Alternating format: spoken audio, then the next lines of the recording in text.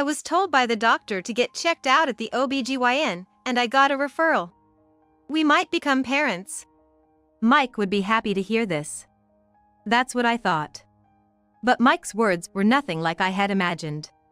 Huh? Seriously? Mike frowned, propping his cheek and sighing. What's wrong? We've been trying for so long. Isn't it great that we might finally have a baby? Pregnant?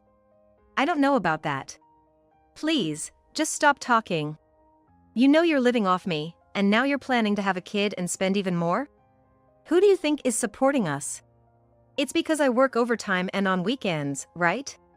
I was dumbstruck by his ungrateful tone. My brief joy about the long-awaited pregnancy felt like it had plunged me into hell. I don't want to come home to a messy house and the sound of a crying child. There's no point in being married to you if you're pregnant. Just get out of the house. Hearing that, I felt foolish for enduring everything until now. I silently went to my room and began packing. I'm Emily. I'm a working housewife with a home-based job. I live with my husband Mike, who is 2 years older than me. While balancing my job, I've also been managing the household chores, trying to alleviate Mike's tiredness. We've been married for 5 years. When you live with someone for a long time, you start to see their less favorable sides. And I've experienced this too. Mike often leaves the house for work, citing his job as the reason. He has a lot of overtime, and it seems like he's working on weekends almost every day. I've been worried about his health not breaking down. Hey, you've been working overtime a lot lately, haven't you? Are you okay? Yeah, but it can't be helped. It's not just me, everyone's having a tough time. I can't just be the only one not doing overtime, right? That might be true, but I'm worried about your health. Can't you at least cut down on working weekends? No way, no way. If I don't work on weekends, the workload just increases during the week. It's more efficient to get it done while other companies are off, right? I understand what you're saying, but can't you take at least one day off? I really want to spend more time with you. Mike, looking exasperated, glanced at me and said, You're always at home, so you might not understand the work situation.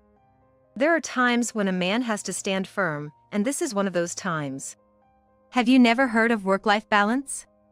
I was appalled by his outdated comments. Come on. Don't be jealous at your age. It's not pleasing at all to be jealous of a 36-year-old woman, unlike a young girl. I was speechless at Mike's harsh words. Is this how you speak to a wife who's worried about you? I had to respond. That's no way to speak. What's wrong with being concerned about an overworked husband? Enough already. I'm tired and don't want to listen to a wife nagging. Remember, you're living off my earnings, so don't complain. Mike left the living room in frustration. I cared about Mike, yet why did I have to be spoken to like this? I was at a loss about how to deal with Mike. On a certain weekend day, Mike had the whole day off. But it wasn't to spend time with me. We were going to visit Mike's parents. Mike's parents lived about a 30-minute drive away. Mike had a good relationship with his parents, especially his mother, who was very indulgent with him. Mike also tends to listen to everything his mother says. I've always found it difficult to get along with my mother-in-law like that. My father-in-law, a reasonable man, often steps in to calm her down when she gets too out of control. He's always been kind to me, his daughter-in-law. However, he's the president of a company and often busy with work, so he's not around much. Mike works at the company that his father runs. Mike, welcome home. Come on in. I'm home, Mom. His mother addressed only Mike, ignoring me as usual.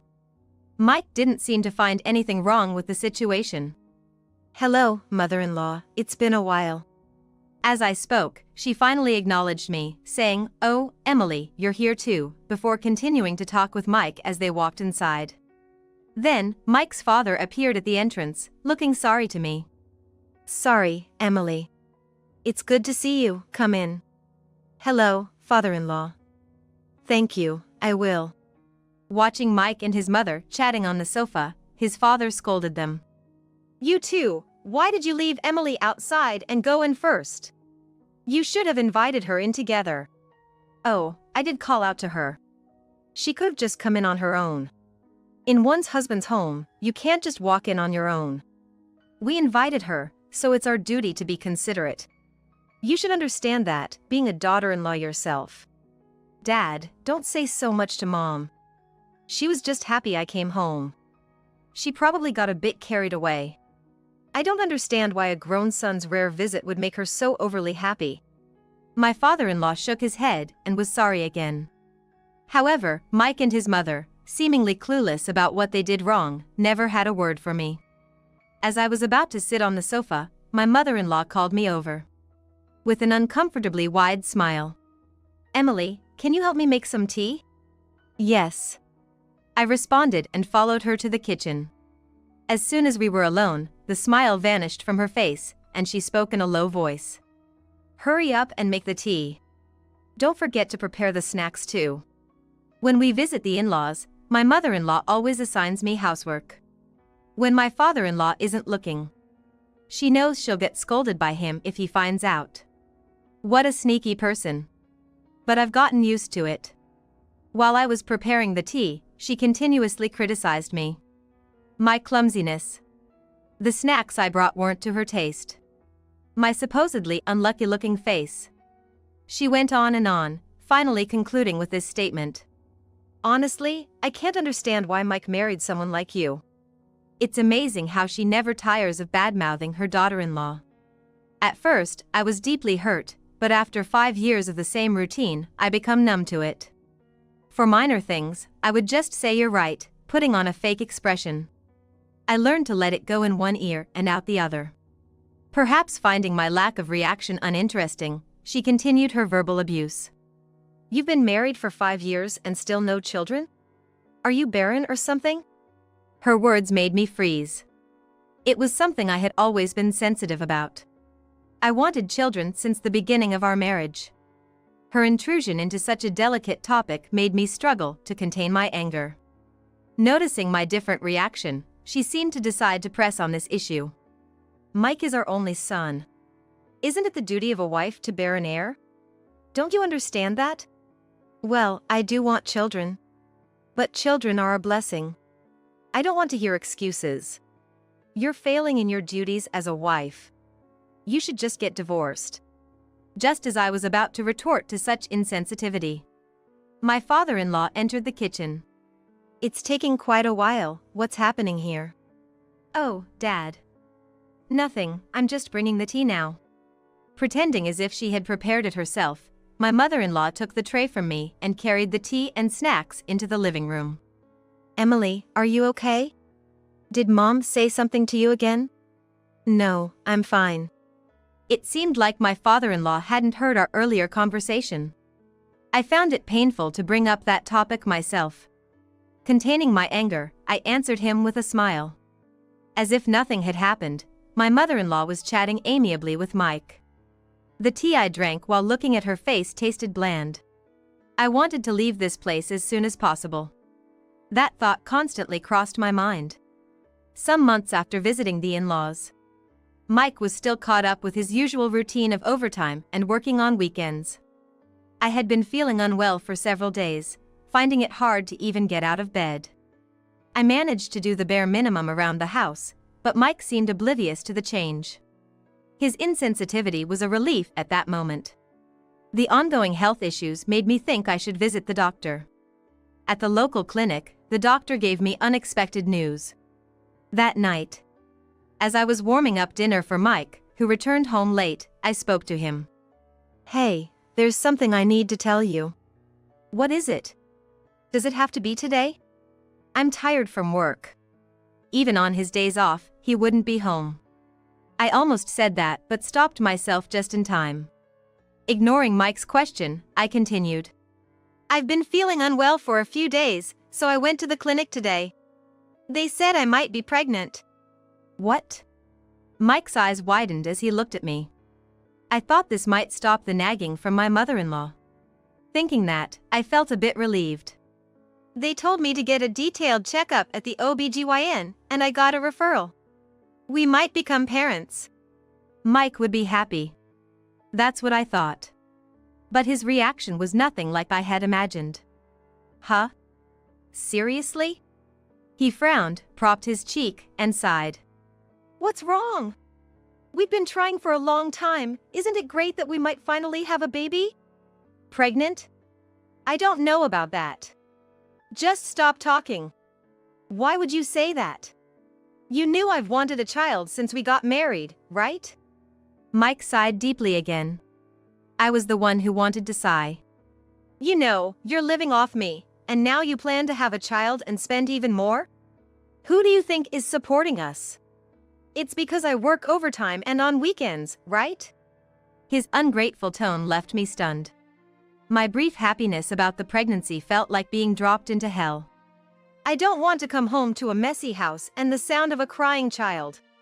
There's no point in being married to you if you're pregnant. Just leave the house. Hearing those words, all my patience seemed foolish. I silently went to my room and started packing. I acted quickly from there. I found a new place to move into immediately, arranged for movers, and sent all my belongings to the new house. Within a week, I had completed the move, left the divorce papers on the table, and left the house. The next day, I received a message from Mike saying he had filed the divorce papers. All the time I had endured felt wasted. 5 years of marriage had ended so abruptly. About 6 months after the divorce, I received a call from Mike. I didn't notice it at the time because I was at work, but there were over 20 missed calls just that morning. There had been occasional calls every few weeks before, but I had no desire to speak with someone I had divorced and had ignored them. However, this many missed calls was unusual. It might be an emergency. Thinking that, I decided to call Mike back. He answered after just one ring. Finally, you pick up. You're so slow, he yelled as soon as I answered. I regretted calling him back. What's your deal? What do you mean? I don't understand. Don't play dumb. It's about the rent. I just got a call saying it's been unpaid for 6 months, including the utilities. What's going on? His absurd accusation almost made me laugh. It wasn't a conversation to have with an ex-husband. If there are overdue bills, just pay them. Why are you calling me about this? Your account was set up for the withdrawals, right? Why did you change it as soon as you left? Doing something like this, you're really mean. It's obvious I would stop the automatic withdrawals. Why should I pay for rent and utilities for a house I don't even live in anymore? There was silence on the other end of the line. He was probably overwhelmed with confusion at my unexpected response. What? You're saying you were paying the living expenses? Mike finally started talking, his tone mocking. Don't be ridiculous. You were living off me. There's no way you had the means to do that. What are you talking about? Thinking you were supporting me is a big misunderstanding. Just your salary alone wouldn't be enough for 2 adults to live on. What? I'm the son of a company president. Of course, I make a lot. Being a president's son means a high salary? What kind of logic is that? I had to show him the reality. Have you ever looked at your pay stubs? Why don't you check them right now? Let's talk after that. Mike seemed to get irritated with my responses. He said just wait, presumably to look for his pay stubs. It was payday this week. Hold on, I'll check right now. When the call suddenly cut off, I checked my smartphone screen, wondering if the signal was bad. The signal was fine. It seemed Mike had just stopped talking abruptly. What? What's this amount? What does this mean? I don't know the reason, but your salary is significantly lower compared to others your age.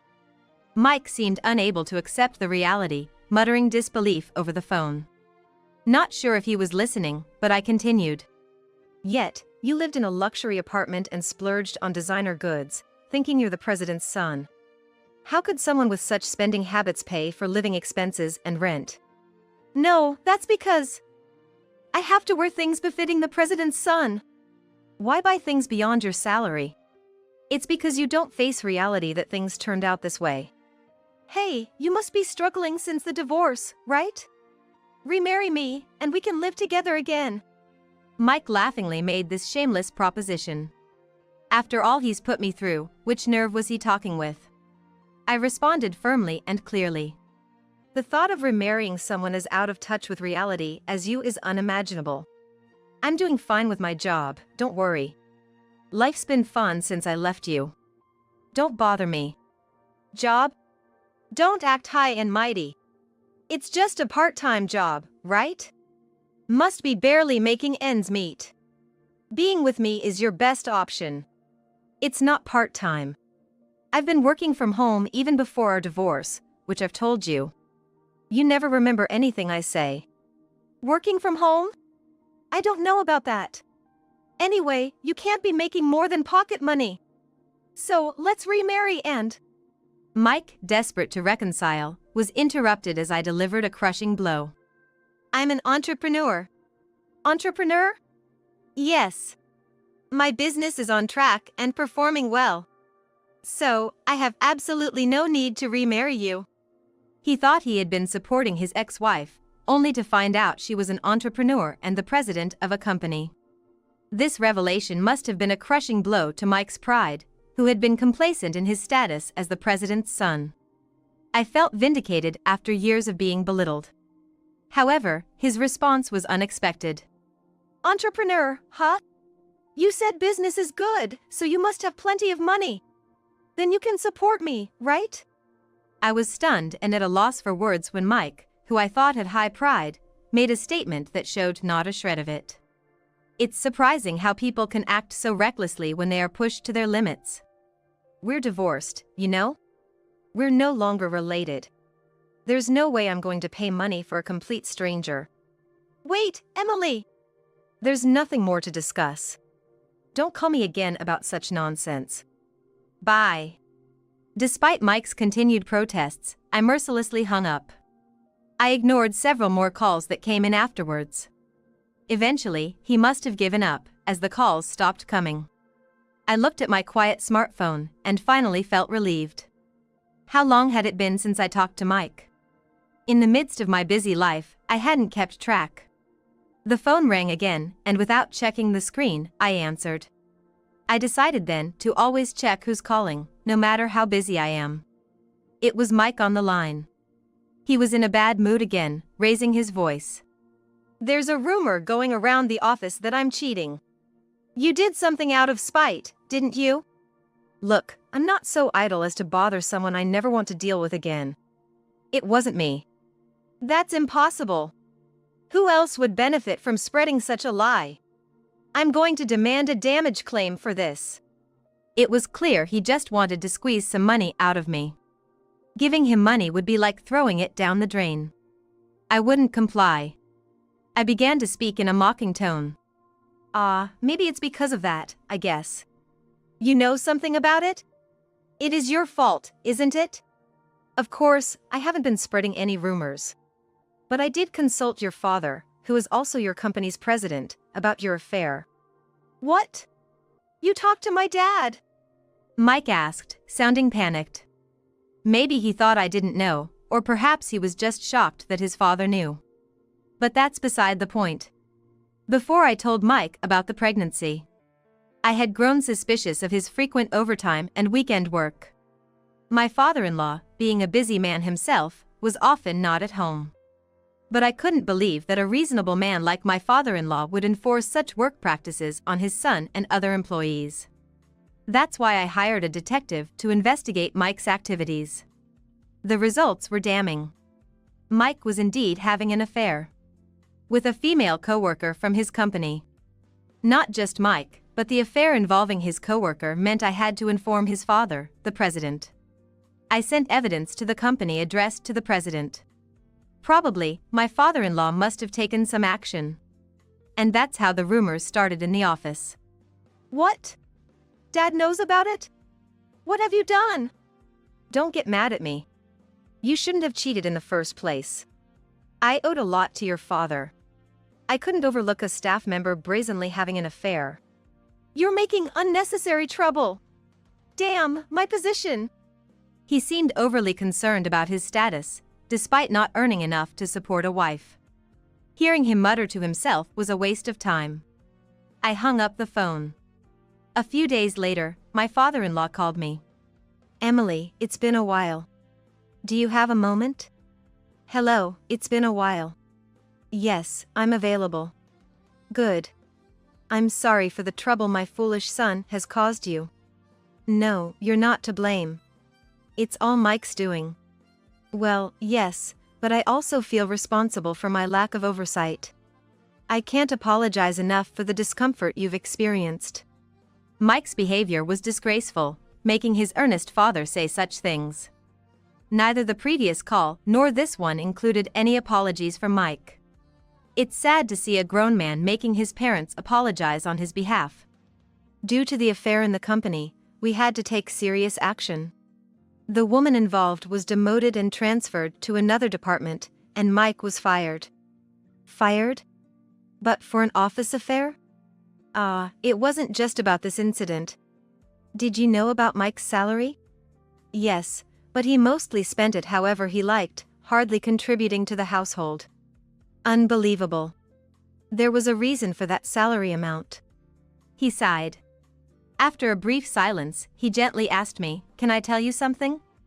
I replied, "Sure." He just strutted around, boasting he was the president's son, and didn't do any work. He even threatened others that he'd tell on them to the president. I had suspected something about his salary, but not to this extent. He was so selfish. I was glad I divorced him. For someone like him, just being my son doesn't justify a high salary. That's why his salary was that low. Even though you're the respected one, he was acting like a fox wearing the skin of a tiger. My father-in-law laughed. Exactly. As a president, I don't regret my decision. But it seems to have shocked Mike. He came back home and has been shut in his room since then. Don't worry about it, Emily, he said, ending the call. I felt sorry for causing trouble to my father-in-law, but satisfied about Mike's comeuppance. After a month since that call, I received a message from my mother-in-law. Come to our house. It was a brief command to come to their house. To me, their house was like enemy territory. I didn't want to go. But I had things to say to her. After contacting my father-in-law, who agreed to be there, I decided to go. Well, you came, said my mother-in-law emotionlessly as she opened the door. As usual, she didn't invite me in but went straight inside. Back when I was their daughter-in-law, such behavior from my mother-in-law used to confuse me, but now I don't need to concern myself with her attitude. I followed her, now indifferent to her attitude. In the living room, only my mother-in-law was present. Just you? Yes. I sent my husband on an errand. Because of you, Mike won't leave his room. Poor thing, she said, not offering me a seat, and sat on the sofa, glancing at me. She must know that if my father-in-law were there, he would scold her for being rude to me. She must have sent her husband away on purpose. Such a cunning person. I sat on a dining chair, keeping my distance. What's the reason you called me here? I asked, getting straight to the point, and my mother-in-law frowned. She seemed displeased that I was controlling the pace of the conversation. It's simple. Emily, remarry Mike. I was taken aback, expecting verbal abuse, but not this. Considering she disliked me, why would she want her son to remarry someone she loved? No. I will never reconcile with Mike. And frankly, I don't think it's your place to discuss this. But Mike has been so affected by what you did that he can't even leave his room, let alone go outside. You should take responsibility for that. Whether Mike twisted the truth or my mother-in-law misunderstood, it didn't matter, but the truth was entirely different. Mike betrayed me first. He threw me out when I thought I might be pregnant and then had an affair with a coworker. I can never forgive that. She reacted strongly to a particular part of my statement. Her expression seemed to say, "That's it."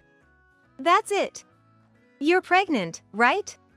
You plan to make a child live without a father? It's better for a child to have both parents. No, it's not necessary, I firmly replied. My refusal made her face turn red with anger, and she slammed her hand on the table. What's with you? talking back and being insolent. A daughter-in-law should just listen to her mother-in-law. Perhaps it was a shrill voice. With a piercing voice that was almost painful to the ears, my mother-in-law shouted. I have no desire to be with such a person. Besides, I'm not pregnant. What? When she heard I wasn't pregnant, her expression became a mix of confusion and sadness. What do you mean? Didn't the hospital say you were pregnant? That's what Mike told me. I only received a referral from my general practitioner to get a detailed check at an OBGYN. It turned out to be just a health issue, not pregnancy. What? My mother-in-law looked utterly devastated. She must have hoped to use the child to force a reconciliation with Mike. It was a naive plan. I wouldn't want to raise a child with someone who couldn't be happy about me being pregnant. So, there's no need to worry about a child's father. I will never remarry Mike. What? You don't care about Mike anymore? Don't you feel sorry for him? I feel nothing. He's a stranger to me now. Suddenly, she lunged at me. I thought she was going to hit me. Just at that moment. What are you doing? My father-in-law, returning from shopping, stepped in between my mother-in-law and me. But she's terrible. She won't even help Mike. She's only thinking about herself. Heartless. How many times do I have to say it? Mike was the one who was disrespectful first. You always lose sight of everything else when it comes to Mike and act impulsively. Enough is enough. My mother-in-law broke down crying. Her blind maternal love had created a codependent relationship between her and Mike. Even after he left home and had his own family, they couldn't let go of their distorted affection for each other. They both seemed pitiful to me. I'm here today to tell you that I will be filing for spousal support. My mother-in-law, who had been shouting at me, was now choking on her tears, making her words unintelligible. It was certainly verbal abuse directed at me. Yes, that's right. Of course, you should do that. I'll cover Mike's part and pay it in full, then I'll make sure he repays me. Don't worry, I won't let his mother get close to him. In the end, my father-in-law was the only one on my side. My mother-in-law continued to wail incoherently. When my father-in-law shouted that he would divorce her if she continued to spoil Mike and told her to change her attitude, she hung her head. Despite all the commotion, Mike never showed his face. Later, I filed for spousal support through a lawyer against Mike. Both were paid in full. According to my father-in-law, Mike has started working part-time and is repaying him monthly. He knows if he's late even once, I'll transfer the debt, so he's been on time so far. My father-in-law said with a laugh. My mother-in-law tried to work and give the money to Mike, but he threatened divorce, and she backed down. Both Mike and his mother need to change their ways. As for my father-in-law, his struggles are immeasurable, but I hope they can instill some sense into them. As for me, work is going well, and I'm busy as ever. My father-in-law, who is a company president and also senior, has become a strong advisor for my work, which is very reassuring. For now, I plan to enjoy my carefree single life. Mom and Dad, do I really have to leave? We've already called your grandparents. They'll be here soon to pick you up. We don't need someone ugly like you. I'm sorry, but we can't have a daughter with no prospects. I don't remember giving birth to someone as ugly as you. My parents, who only showed love to my beautiful elder sister, were indifferent to me. They took her and left the house, leaving me behind with only the emotional scars of being abandoned. But then, my grandfather said, "It's okay. We will ensure your future. We'll make them regret this." Believing his words, I started a new life with my grandparents. There, my talent for acting blossomed, and I grew to the point where I was the main character in dramas. It's been a while. I've come to take you back. Hey! What are you talking about? If you bother her anymore, I'll call the media. My name is Nancy. Now, I'm a successful actress, busy with drama offers. Despite my success, the journey here was truly tough and challenging. Of course, the training to become an actress was hard, but even more so was my childhood. I was born the second daughter to a father who was a salaried worker and a mother who was a homemaker. Hey, sis, let's go to the park and play together. Sure, let's go. I think life was truly enjoyable until I became conscious of the world around me. My sister was beautiful even from a young age, famous in the neighborhood for her looks. Our parents adored her, and it was clear she was favored over me. But since she was kind to me, I didn't feel too upset about it. However, things started to change when I entered elementary school. Your sister is going to dance classes now, so she doesn't have time to go to the park. What if she gets hurt and scars her beautiful face? I'm sorry. But what is dance? I want to go too. Let's go together. It's enough with just your sister. It's a waste of money for you to learn to dance. As a young elementary school student, I didn't quite understand the implications of money, and I wasn't too hurt by this. But gradually, as restrictions on my activities and time with my sister increased, so did my dissatisfaction. My only joy was playing in the park with my sister or playing house at home. Looking back, I think just doing something with my sister was what made me happy. Sis, can't we go to the park today? It's Saturday, let's go out and play. Mom and Dad will get mad, sorry. But I don't have lessons today, so how about we play that new game we got? Okay. My sister was the only one doing extracurricular activities, and only she got things like games. For birthdays or Christmas, I would only receive cheap gifts. Once, I overheard our parents talking. They wanted to invest only in my beautiful, promising sister. Indeed, I wasn't as beautiful as my sister and not particularly good at academics either. But I resented our parents for judging us based on appearance from the beginning. Nancy should have a game too. It's sad if it's just me.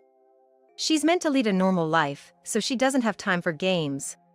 She should just study for her future. You're special, so you need to practice dance and singing for your future in the entertainment industry. We want to raise you stress-free. My sister was also worried about living a life where only she was favored. While my sister felt guilty for being the favored one, I never blamed her. We maintained a good relationship, and I tolerated what I could, never opposing our parents. As I grew up, my parents increasingly ignored me. Even if I got perfect scores on assessments or good marks, they didn't care. Can you sign my report card? What's this? It's pathetic you can't even get all high distinctions. Seriously, what good are you? You're not good-looking or smart. They don't have to say things like that. I worked hard to get decent grades, even though I wasn't perfect. And besides, my sister's grades were worse than mine. And while I wasn't as beautiful as my sister, why wouldn't they acknowledge me at all? I knew what my parents thought and had understood it since I was young, but as I grew older, the stress became more intense, and my interactions with my sister lessened.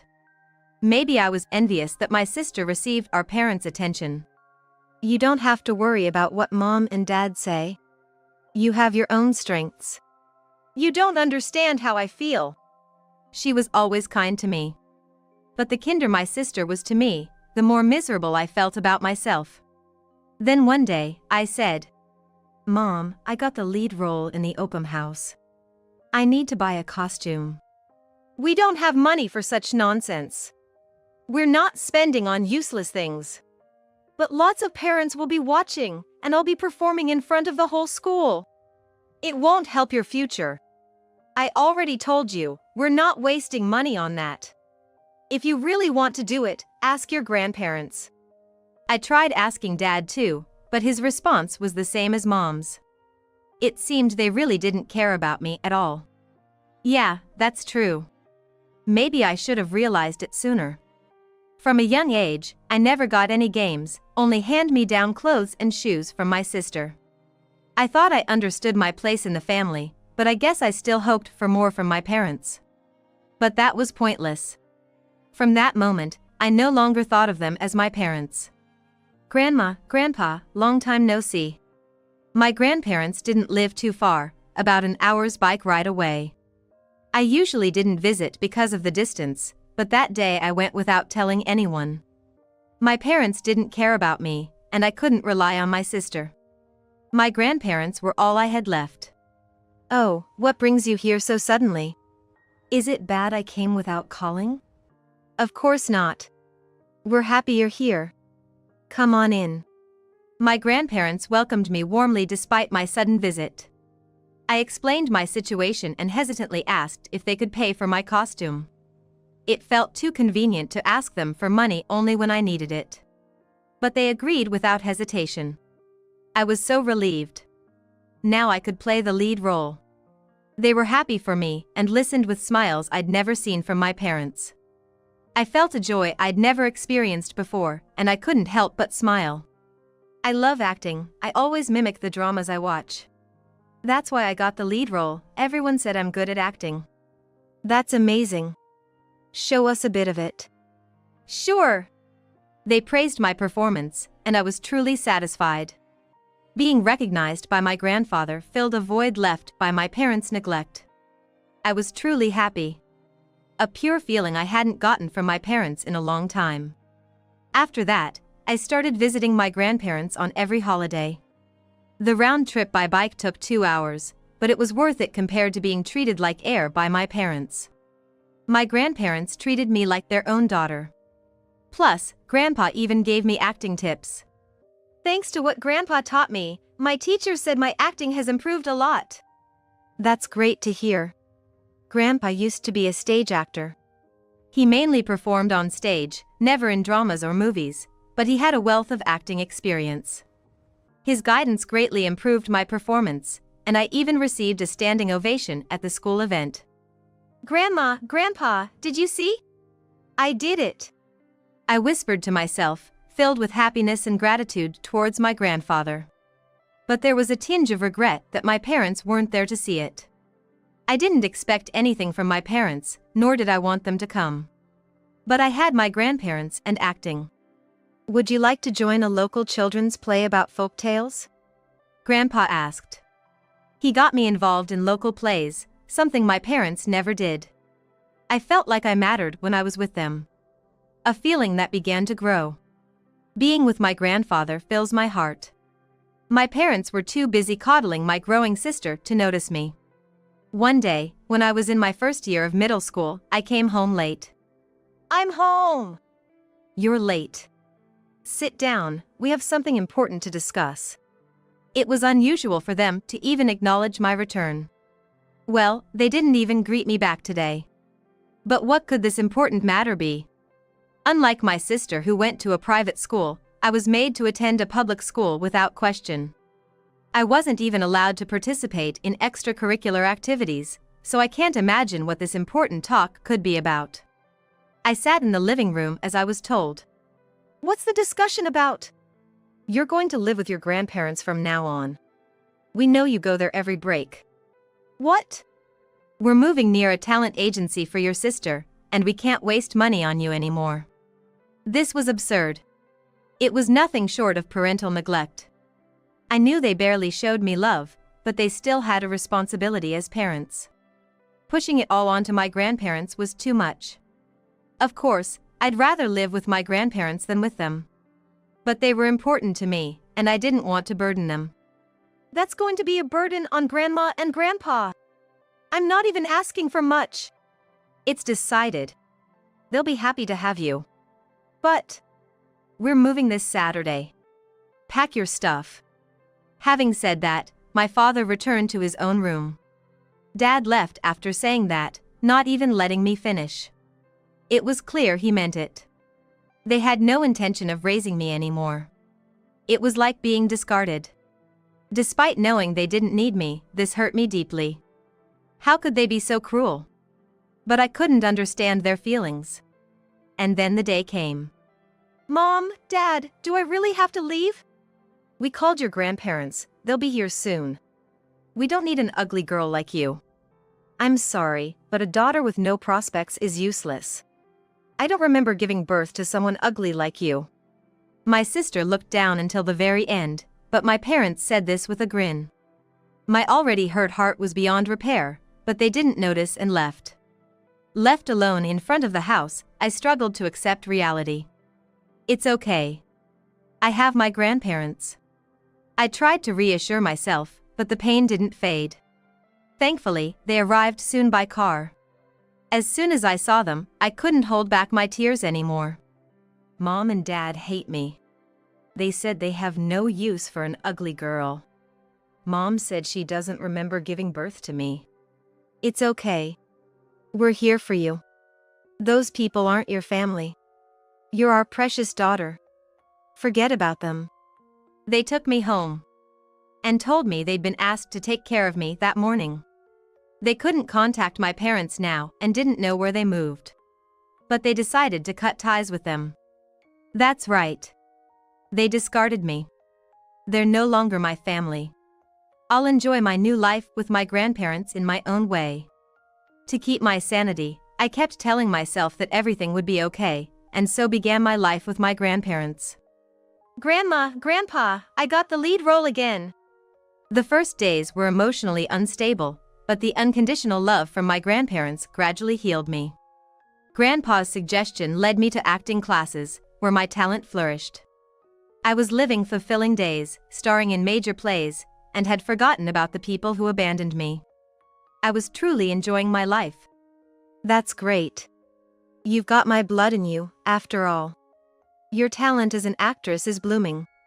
Maybe I'll become a leading actress representing the USA someday. I truly believe you will. In 5 years, your life will change for sure. Back then, I hardly believed Grandpa's words. I knew I had a talent for acting, but I never thought I'd become an actress. The world wasn't that sweet, and due to my upbringing, I lacked confidence. I always thought I was doomed to fail. I think such thoughts were somewhere in my heart. But contrary to my beliefs, during my first year in high school, I was scouted. It was a minor role in a drama, but it marked the start of my acting career. More emotion. Real sadness doesn't look like that. Yep. As I began my acting career, Grandpa's rigorous training became a daily routine. He was usually kind, but strict with acting. His guidance helped me improve rapidly. One day, the shooting for the new drama had begun, and I was living a whirlwind of busy days. Grandpa's training is still as tough as ever. I'm happy to see that my acting is getting better and receiving higher praise because of it. That day, as I was preparing to go to the studio for more acting training with my grandfather, the doorbell rang unexpectedly. What? Why? Hey, long time no see. We saw your drama. You've grown a lot. I was shocked to see my parents after 5 years. Why were they here? They knew where I lived since we hadn't moved. But what was happening? They had discarded me, and now they were acting as if nothing had happened. It was a joke. What do they want from me? Trauma, fear, and anger towards them welled up inside me, but I was quickly brought back to my senses when someone patted me on the shoulder from behind. What do you want? We're here to see our lovely daughter. Don't look so scared. It's been 5 years.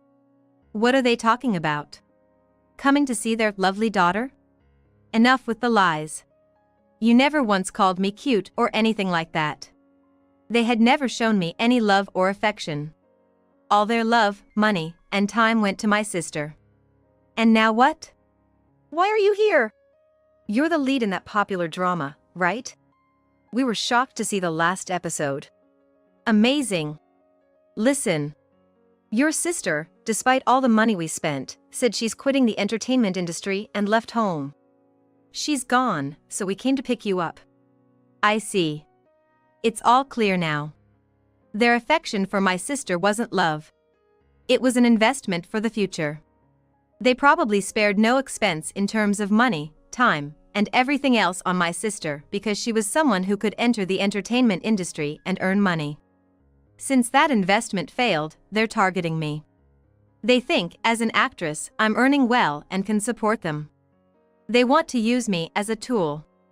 They are making a fool of someone. I'm not your tool, and I won't be used by you. You're mistaken if you think I'll spend my money on you. Sure, I earn a decent salary as a lead actress, but I have no intention of spending it on people who aren't family. My sister realized she was just a money-making tool for you, not loved. Now you're facing the consequences of treating your children as tools, not as family. From a young age, I never defied my parents and accepted the disparity between my sister and me. I guess to them, I was a convenient presence who complied with everything. That's probably why they think they can use me now, without any apology. But they're wrong if they think I haven't changed in these past 5 years. Hold on. I raised you. How could you say such awful things to your own mother? Our upbringing is why your acting talent blossomed. Enough joking. How can you even talk to someone you discarded like that? If you come any closer, I'll call the media. I'll expose everything you two have done, and you'll be finished in society.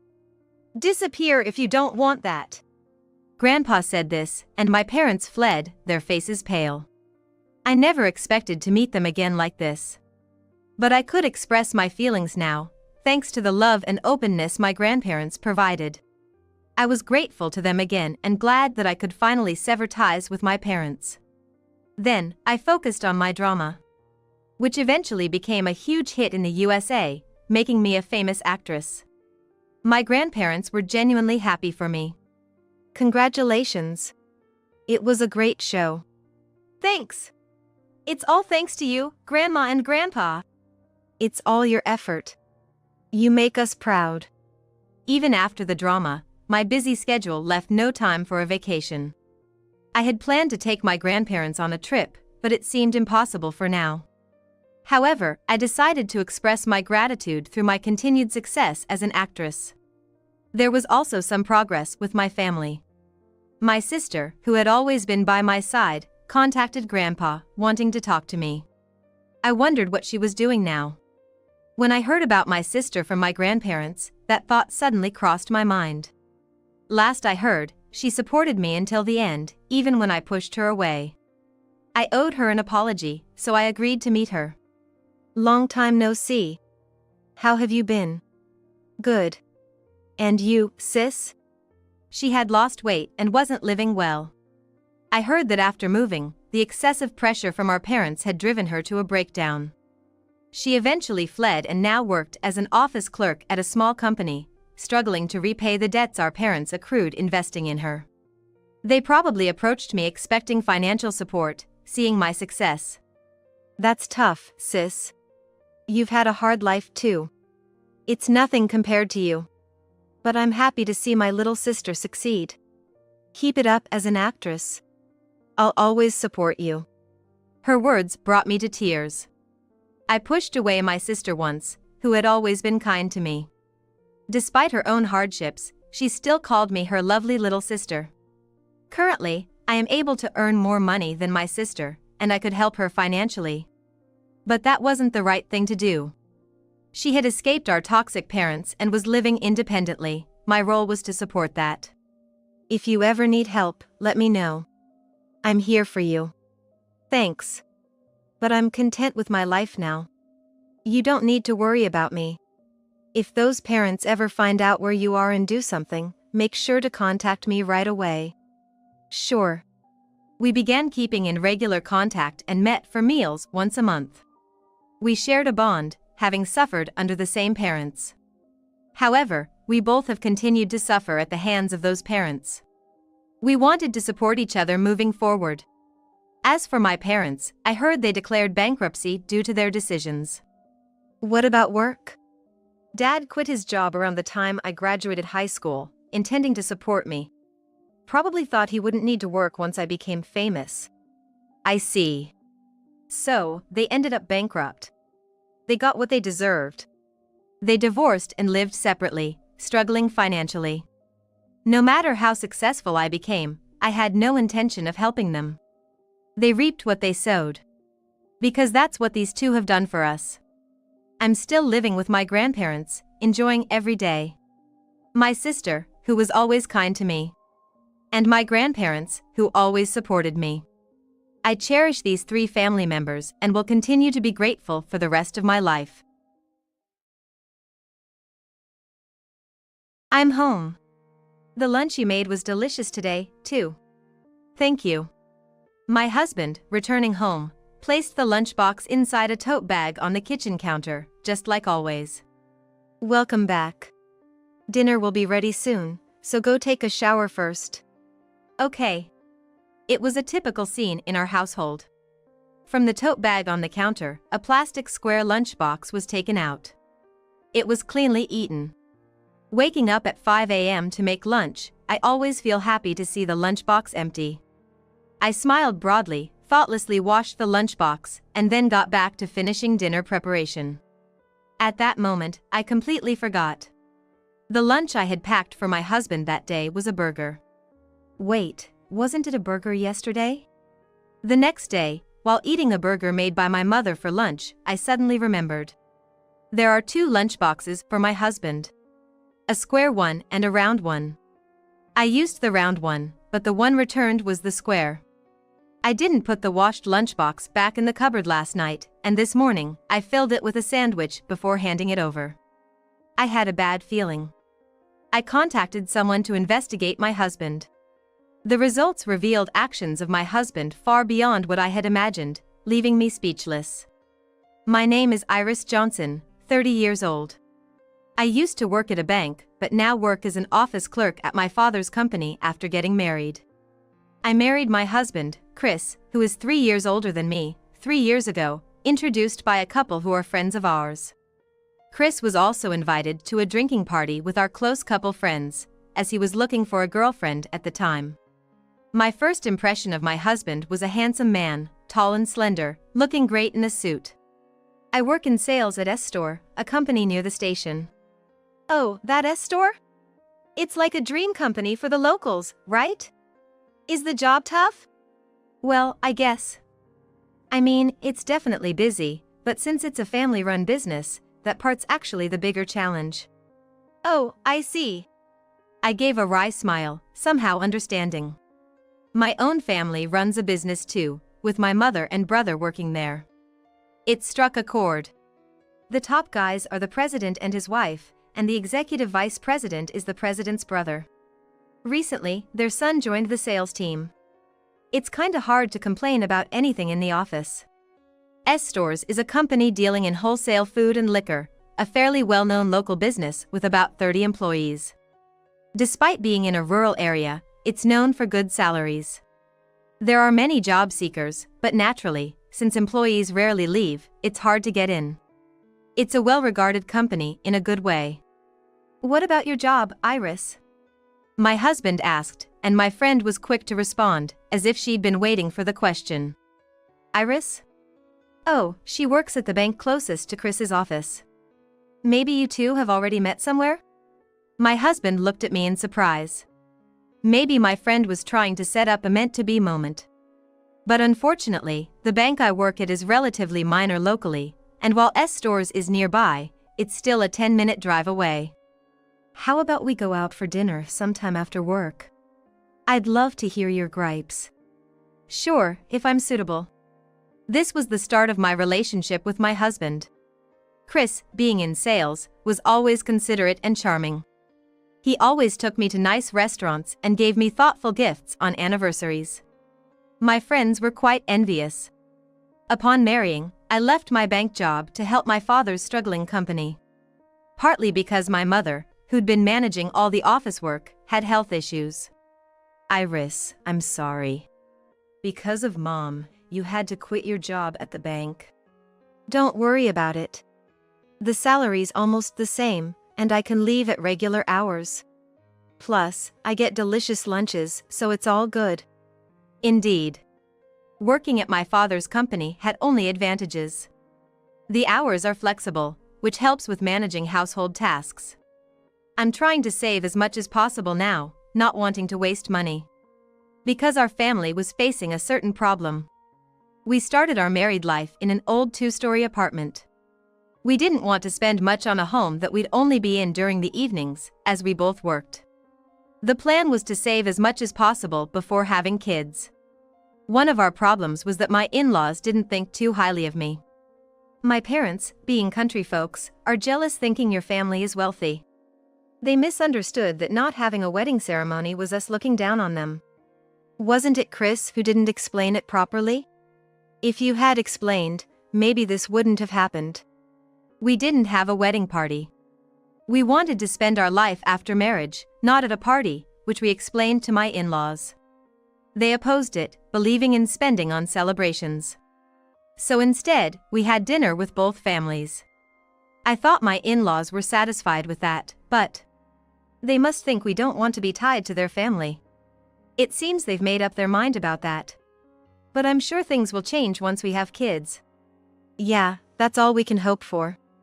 Even when we greeted them at their house or met both families together, they never said anything unpleasant directly. They did seem disappointed when we said we weren't having a party. The words of my in-laws, as told by my husband, seem more genuine since I'm not there. They say things like, "Such a stingy family for not spending on celebrations," or "They're snobbish and unpleasant." Until we have kids, you don't need to interact with my family. They don't want to meet you anyway. Chris always said he'd handle it, keeping me from contacting or visiting his family. Hey, how about we visit them together this Christmas? I really want to clear up this misunderstanding and get along.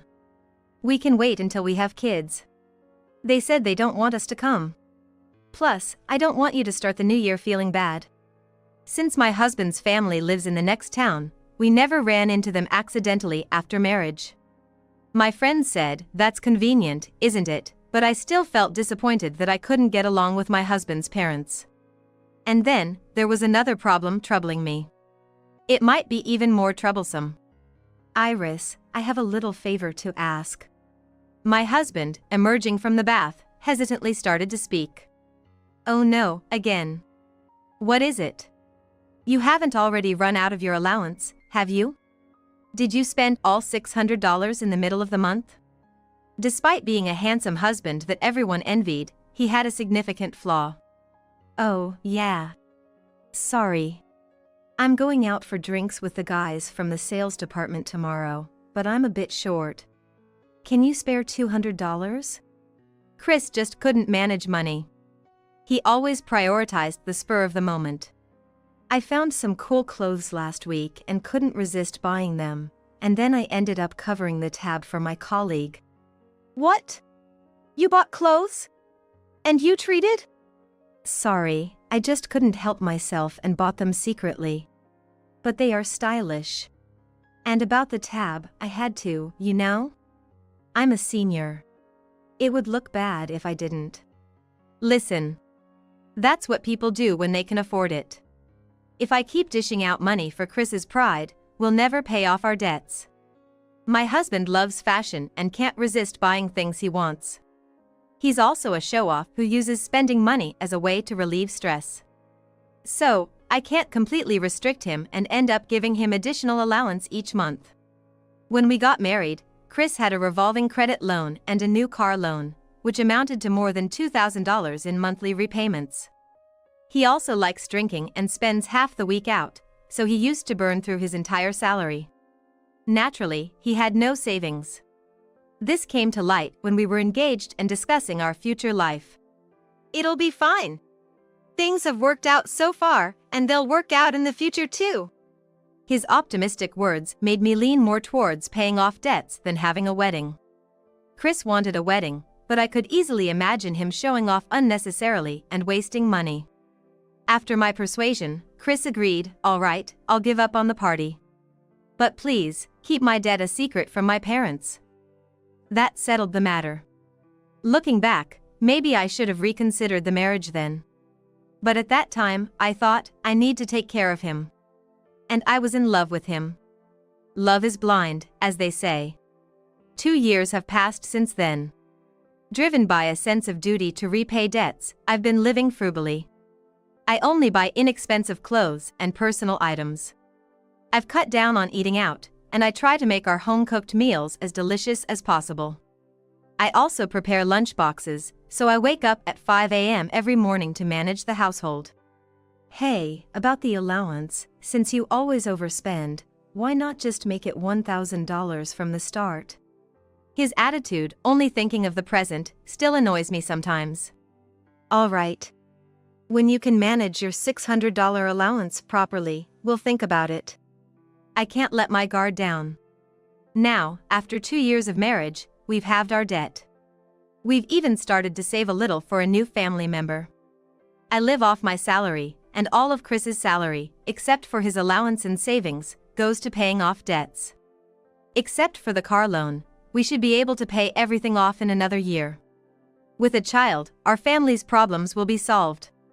I believed that without a doubt. But I had no idea of the betrayal that awaited us. In this life of frugality, there was one thing I insisted on buying. It was my husband's lunchbox. Nice-looking square box and a round box. I chose the lunchbox based on the menu. Today's lunch is your favorite burger, Chris. Awesome! Iris, your burger is so delicious. I could have just won, but some dishes are easier to pack in the square lunch box like sandwiches. Since I'm making him cut back on eating out, I wanted to make his favorite dishes for lunch. Lately, we've been talking a lot about having kids, and I felt like we were living a modest but happy life.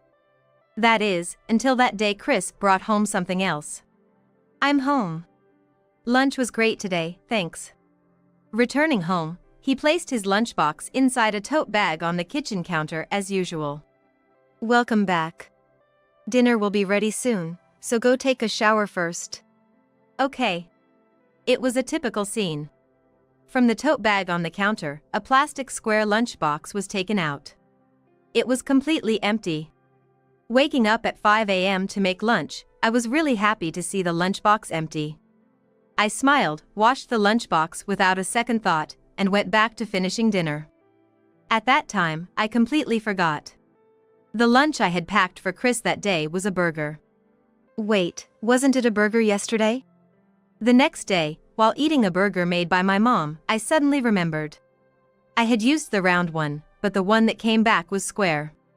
I didn't put the washed lunchbox back in the cupboard last night, and in the morning, I filled it with a sandwich before handing it over. I had a bad feeling. When I checked the cupboard where the lunchboxes were stored at home, it was empty. What could this mean? As I pondered this while preparing dinner, Chris came home. I'm home. Thanks for lunch again. Is the bathroom ready? Sorry, I spaced out and forgot to clean it. Just a minute. I was so lost in thought about the lunchbox that I completely forgot about the bathroom. When I hurriedly finished cleaning and came back, Chris was drinking coffee while watching TV. Inside the tote bag he left on the counter was the stainless steel lunchbox. I had a nagging feeling and quietly opened the cupboard, trying not to let Chris notice. And there. The round lunchbox was back. Suspicious. There's definitely something going on. While Chris was in the bath, I decided to call someone for help. And I decided to do some investigating on my own too. That night, I waited until Chris was asleep to check his phone. He kept a notebook with his passwords and IDs in his desk drawer. If he hadn't changed his hiding spot, maybe he didn't have anything to hide? I hoped so. Otherwise, he was seriously underestimating me. Upon opening his phone and checking his social media, I saw frequent messages with someone named Louise. Reading the contents, I felt a surge of anger. Thanks for the lunch again today. Your lunches are so cute and delicious. It feels like we're newlyweds. I'm so happy. I can't wait to become Chris's real wife. When we're married, I won't cut your allowance just for making lunch, you know. You're so cute. The ring I gave you the other day suits you well. Honestly, I wish I had met you before her. Just looking at those heart-filled messages made me feel full. I was surprised that there was a woman making lunch for a married man, knowing he was married. Looking back a little, I found the exchange from that day. Chris, I'm so sorry. I couldn't collect the lunchbox today. Was everything okay? It's fine. I have you using the same lunchbox for such situations. It was supposed to be the square one, but she didn't notice and just washed it. So that's why I was slow to notice the lunchbox. Having the same lunchbox ready was quite a thorough plan. But then, reading Louise's response, I felt like my heart stopped. Your wife is really clueless, isn't she? Thanks to that, I can stay over and she won't notice. Love me lots more, okay? Staying over? The fact that my husband was cheating became undeniable, and my hands started to shake. There were photos of them half naked on a trip, smiling together. Curious, I looked back at their exchanges and saw that Louise had been making lunch for about half a year. Come to think of it, he started staying overnight at his parents' house occasionally last year. Was it because of this? Initially, I was so angry I thought my head would explode, but as I took screenshots and read on, I felt more and more hollow, thinking about how all my efforts these past 2 years had been in vain. What was the point of my last 2 years? Tears were overflowing before I knew it. I loved you, that's why I believed in you. Trying not to wake Chris, I sobbed quietly. I felt cold, yet there was a boiling rage deep inside. I couldn't forgive his betrayal. While sending the screenshots to my phone, I thought about how I would make him pay. For the next week, I acted like nothing was wrong. I never thought smiling at my husband would feel so painful. I wondered where he got the money for the trip and the ring. I manage all his bank account and cards, how did he do it? A week later, I received evidence from the person I'd asked for help, reigniting my anger. I took the evidence and visited my in-laws for the first time in 2 years. I spilled all of Chris's secrets and expressed my intention to divorce. There was no turning back. I went to stores the next day at lunchtime to confront my husband and his mistress. His office had a warehouse next door, and I boldly entered through the front door with a reception area. From the reception counter, you could see the entire office.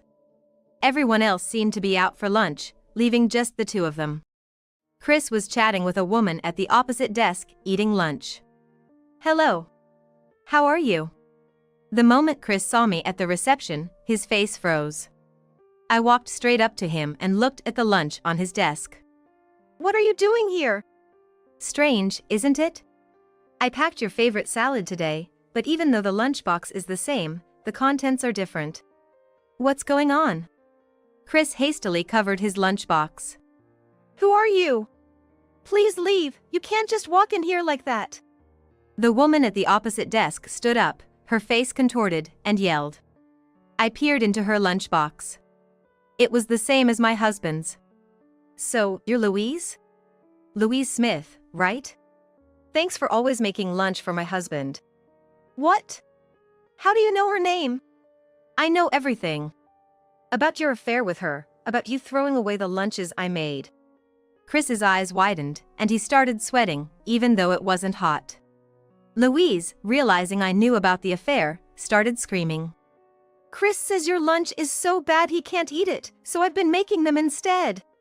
And you cut his allowance so he can't eat out, isn't that just pitiful?" "Well, at my place, he always says it's delicious and eats everything up. I've been waking up early to make lunch so he can spend his whole allowance on fun stuff. I was doing something pitiful, huh?" "No. Lies.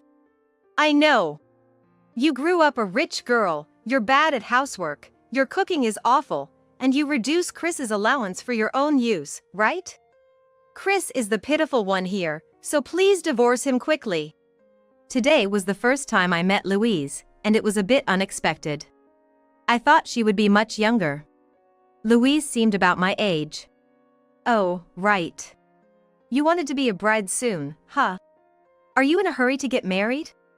But if you marry this guy, you'll be in debt hell, can't have kids, and his parents will mysteriously hate you."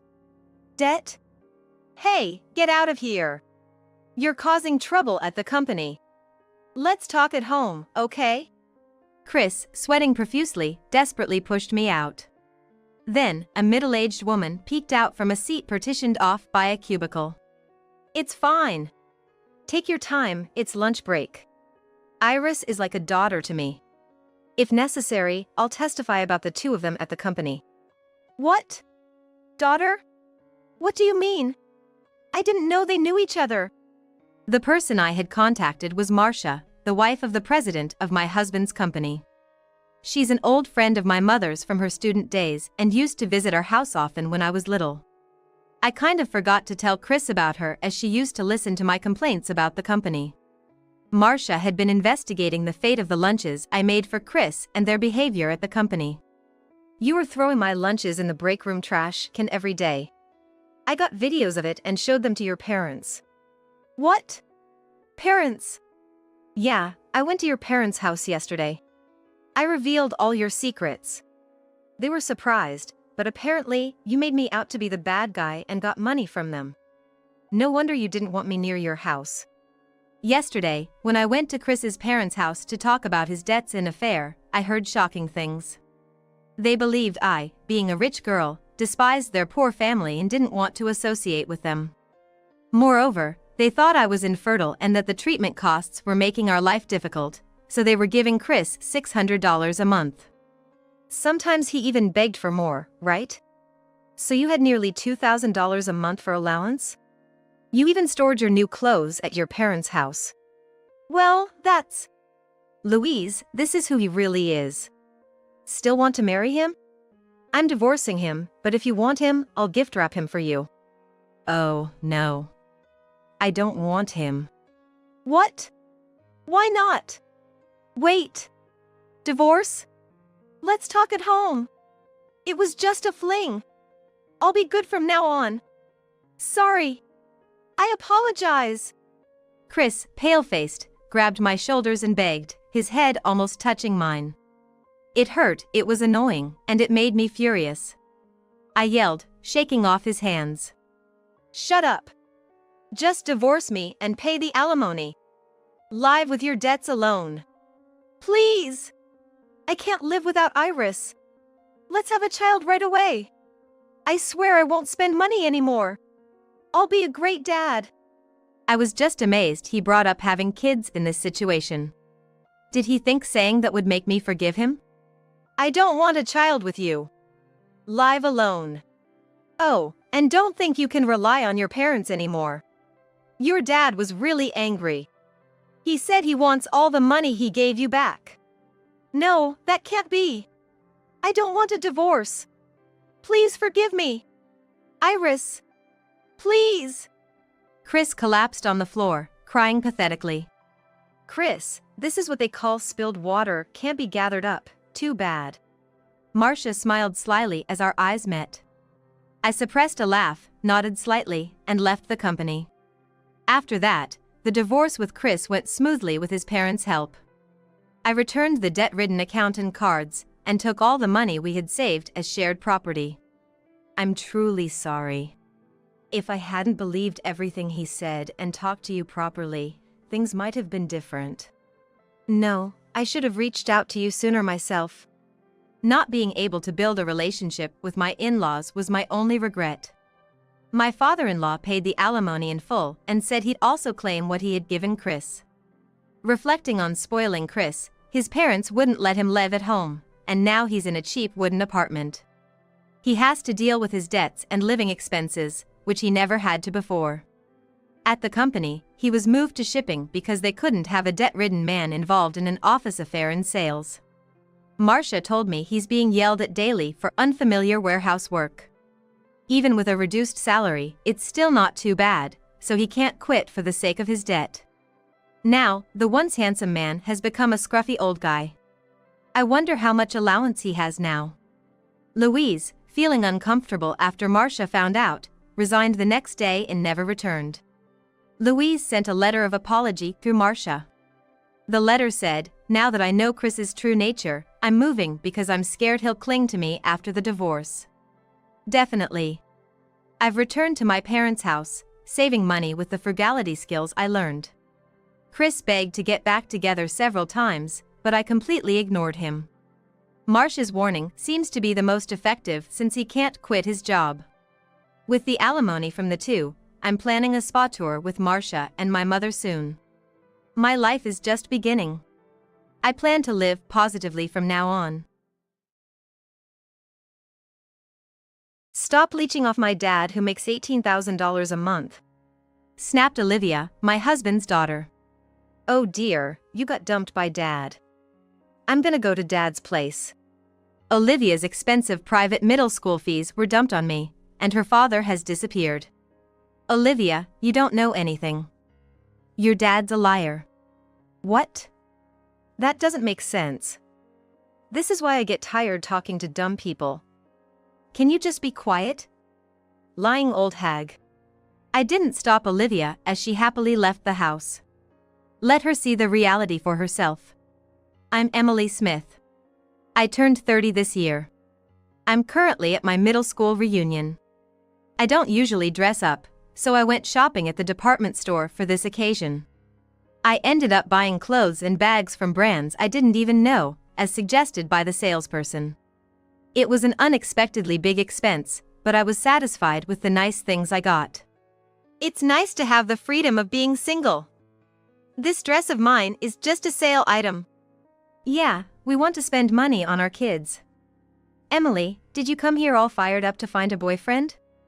Most of my classmates are already married with kids. This area is a bit rural, so everyone marries early. Some already have teenagers. I couldn't keep up with all the talk about kids and husbands. Hey, aren't you Emily Smith? I was approached by a man while resting in a corner, tired of smiling. It's me. Look, James Morgan. James. The name didn't ring a bell. Come on, I was in the soccer team and we were in the same class with you. No way, you don't remember? That hurts. Then, after hearing about his time in the soccer team, I finally remembered him. James Morgan, the all-around sportsman and popular guy. Emily, you look beautiful. I can't say it out loud, but among everyone here, you're the most attractive. This reunion led to me and James starting to date. About a month into our relationship, James suddenly confessed. Actually, I'm divorced and have a daughter. What? She's a girl. Ah, her name's Olivia. I was shocked to hear for the first time about his divorce and that he had a child. Moreover, he was raising the child himself. With a kind expression, he held my hand. Olivia wants to meet you, wants you to be her new mom. I was confused by the sudden news, but felt a warmth in my cheeks. Olivia is in the 6th grade, about 11 years old. I wonder if she'll welcome her parents' new partner. Honestly, it's a tricky age. The following Sunday. With mixed feelings, I met Olivia. Hello. Thank you for your company with my dad. I'm Olivia. Nice to meet you. Olivia said, thanking me politely. Despite her youthful appearance, she was a mature girl. I'm glad to have a kind mom. She whispered softly, visibly relieved. Oh, sorry. You're not my mom yet. But I'd be happy if you became my real mom. Dad seems to really like you too. He always brags about her at home. Hey. Olivia, what are you saying? That's embarrassing. See, he's totally smitten. Their heartwarming exchange made me chuckle. With James and Olivia, we can build a happy family with constant smiles. Maybe I was too blinded by the excitement of new love at that time. With Olivia's encouragement, we got married. Since it was James's second marriage, there was no wedding ceremony. I was a bit wistful about not wearing a wedding dress, but it couldn't be helped. We just registered our marriage, and I moved into the house where James lived. What happened here? James's house looked like it had been burglarized. When I visited before, it wasn't spotless, but it was somewhat tidy. But back then, I only saw the living room, so the clutter and trash were probably just shoved in the other rooms. My lovely wife, here's your chance to show your skills. It seems like he let the housework pile up just to dump it all on me, and it's really upsetting. But today was our first day as a married couple. I didn't want to fight. I'm good at cleaning. Leave it to me. Right. James smirked, showing his yellowed teeth. You're a garbage collector after all. His tone was sarcastically mean. My job is a garbage collector. I know it's perceived as dirty, but James was different. I remembered his words during our dating days. Garbage collection is an essential job for society. I know it's not easy and not everyone can do it. Emily, you're amazing. He looked at me with genuine respect. That couldn't have been a lie. I wanted to believe, but the James in front of me now laughed mockingly. Well, hurry up and clean it up. Ah, okay. This is awful. I wanted to speak up, but my voice stuck in my throat. Olivia was there too. I couldn't start a fight in front of a child. Hey Dad, this lady isn't doing anything. Is she like, defective or something? She should just get to work now, right? Defective? That's harsh. But yeah, she's a woman with 30 years of manufacturing behind her. But you said she was supposed to be good at housework. If she's defective, why don't we just throw her out? Even Olivia, who used to be sweet and adorable, had changed. To the two of them laughing, I was just a convenient tool for doing housework. I felt the blood drain from my face, but realizing this on the first day of marriage was too late. Before I had time to think deeply about it, a month had passed. Taking care of the house and Olivia became my responsibility. You're late. I've been waiting for 3 minutes. What if something happened to me, left alone on the street at night? Could you take responsibility? Complaining replaced thank you when I picked her up from tutoring at night by car. Despite her intelligence, she couldn't muster a simple word of gratitude. Ugh, I'm so tired. School again tomorrow. It's so dumb. There's nothing for me to learn at this low-level school. Olivia, a bright student, found her current elementary school unsatisfying. She was attending tutoring to get into a private middle school. Since this area isn't urban, it's rare for students to take entrance exams for private middle schools.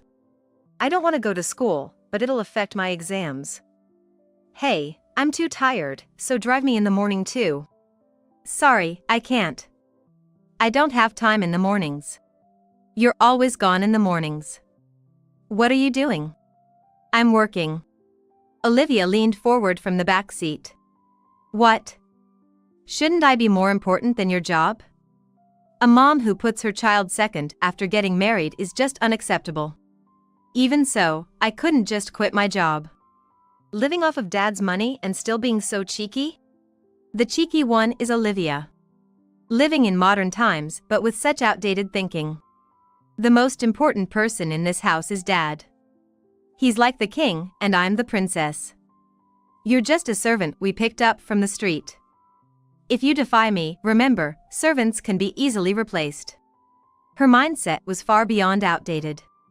I couldn't understand how a modern elementary school student could think like that. The next day, after finishing my early morning job, I came home to start cleaning without any rest. I managed to tidy up the kitchen, bedroom, and bathroom to some extent, but the master bedroom and hallway were still a mess. When will this house be clean? Get master bedroom done by the end of this week. James ordered so. Wearing a mask, I opened the doors to the room and found it littered with clothes, snack wrappers, and numerous pay stubs.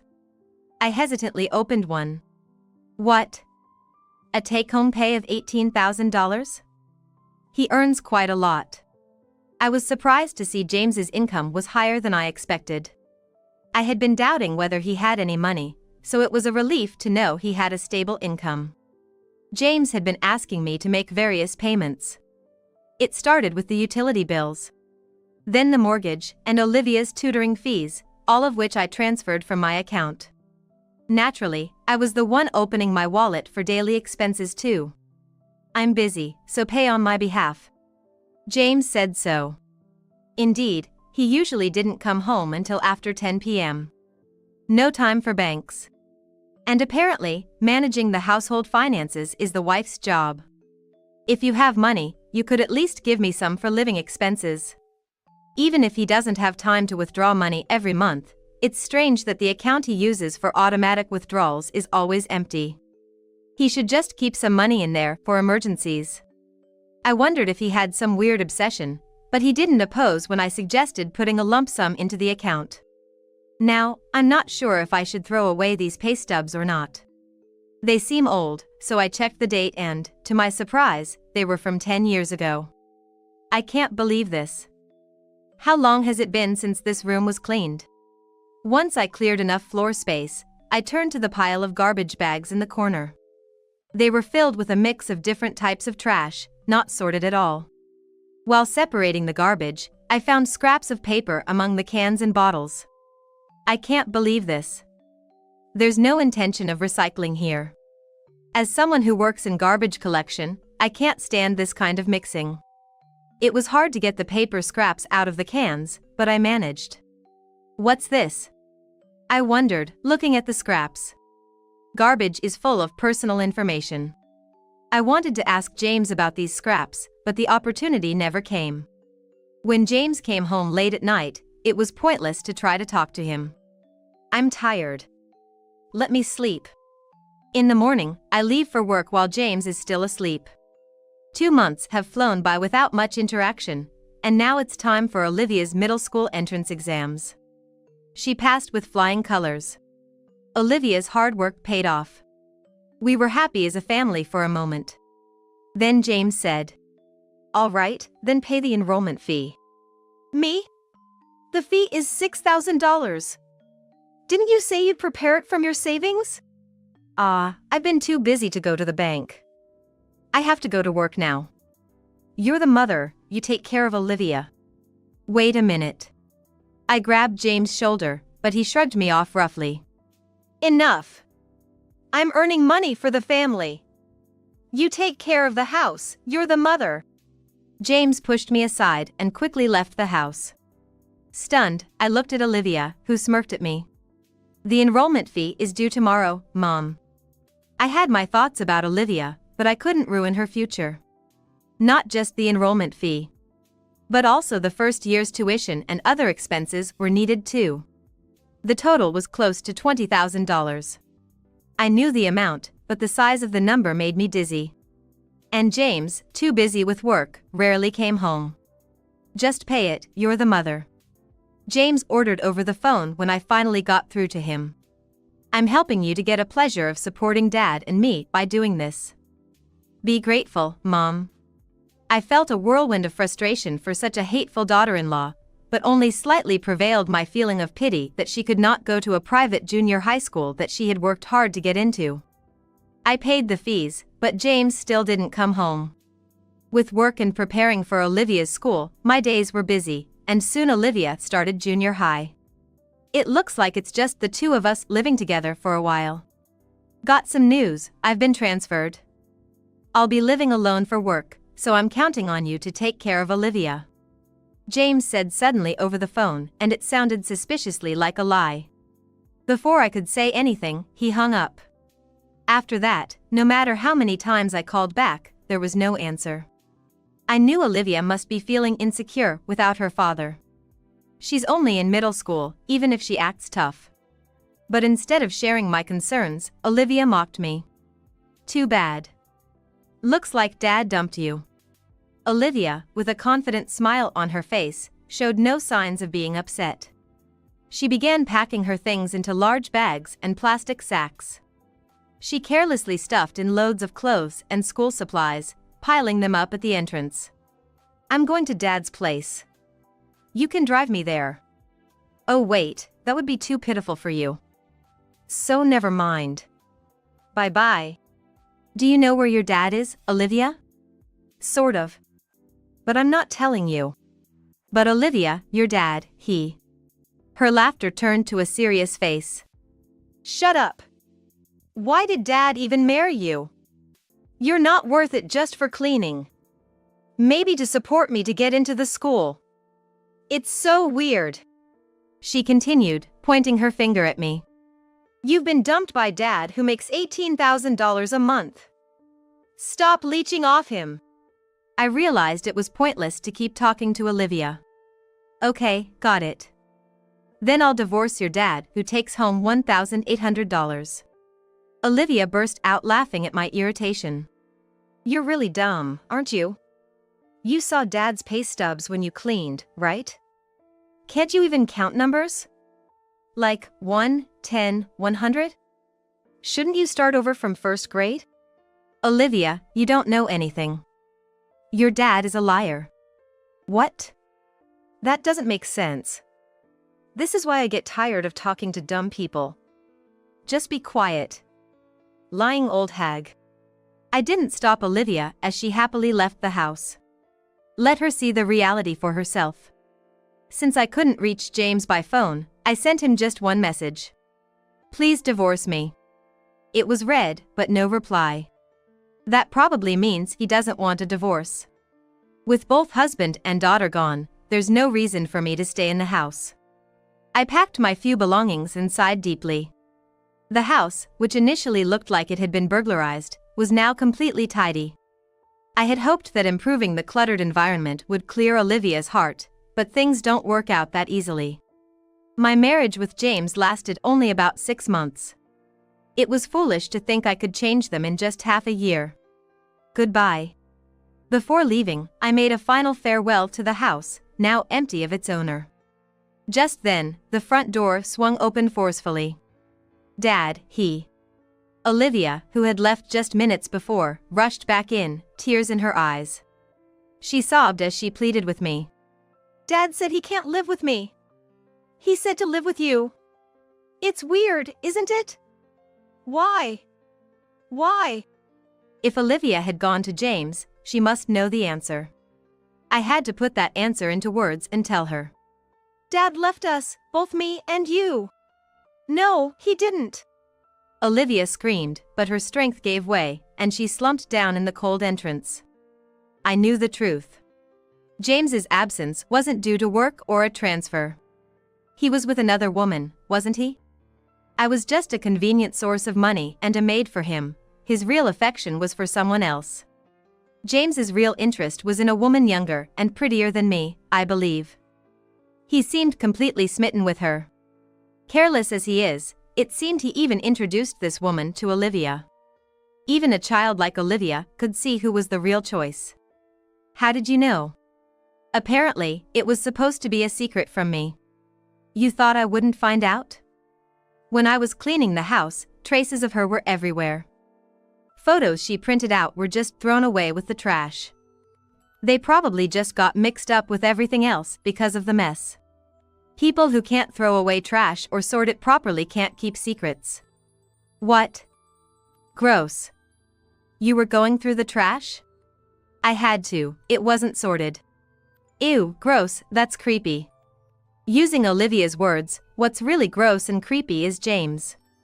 It seems like James and Olivia were mocking me, but Olivia didn't really know James.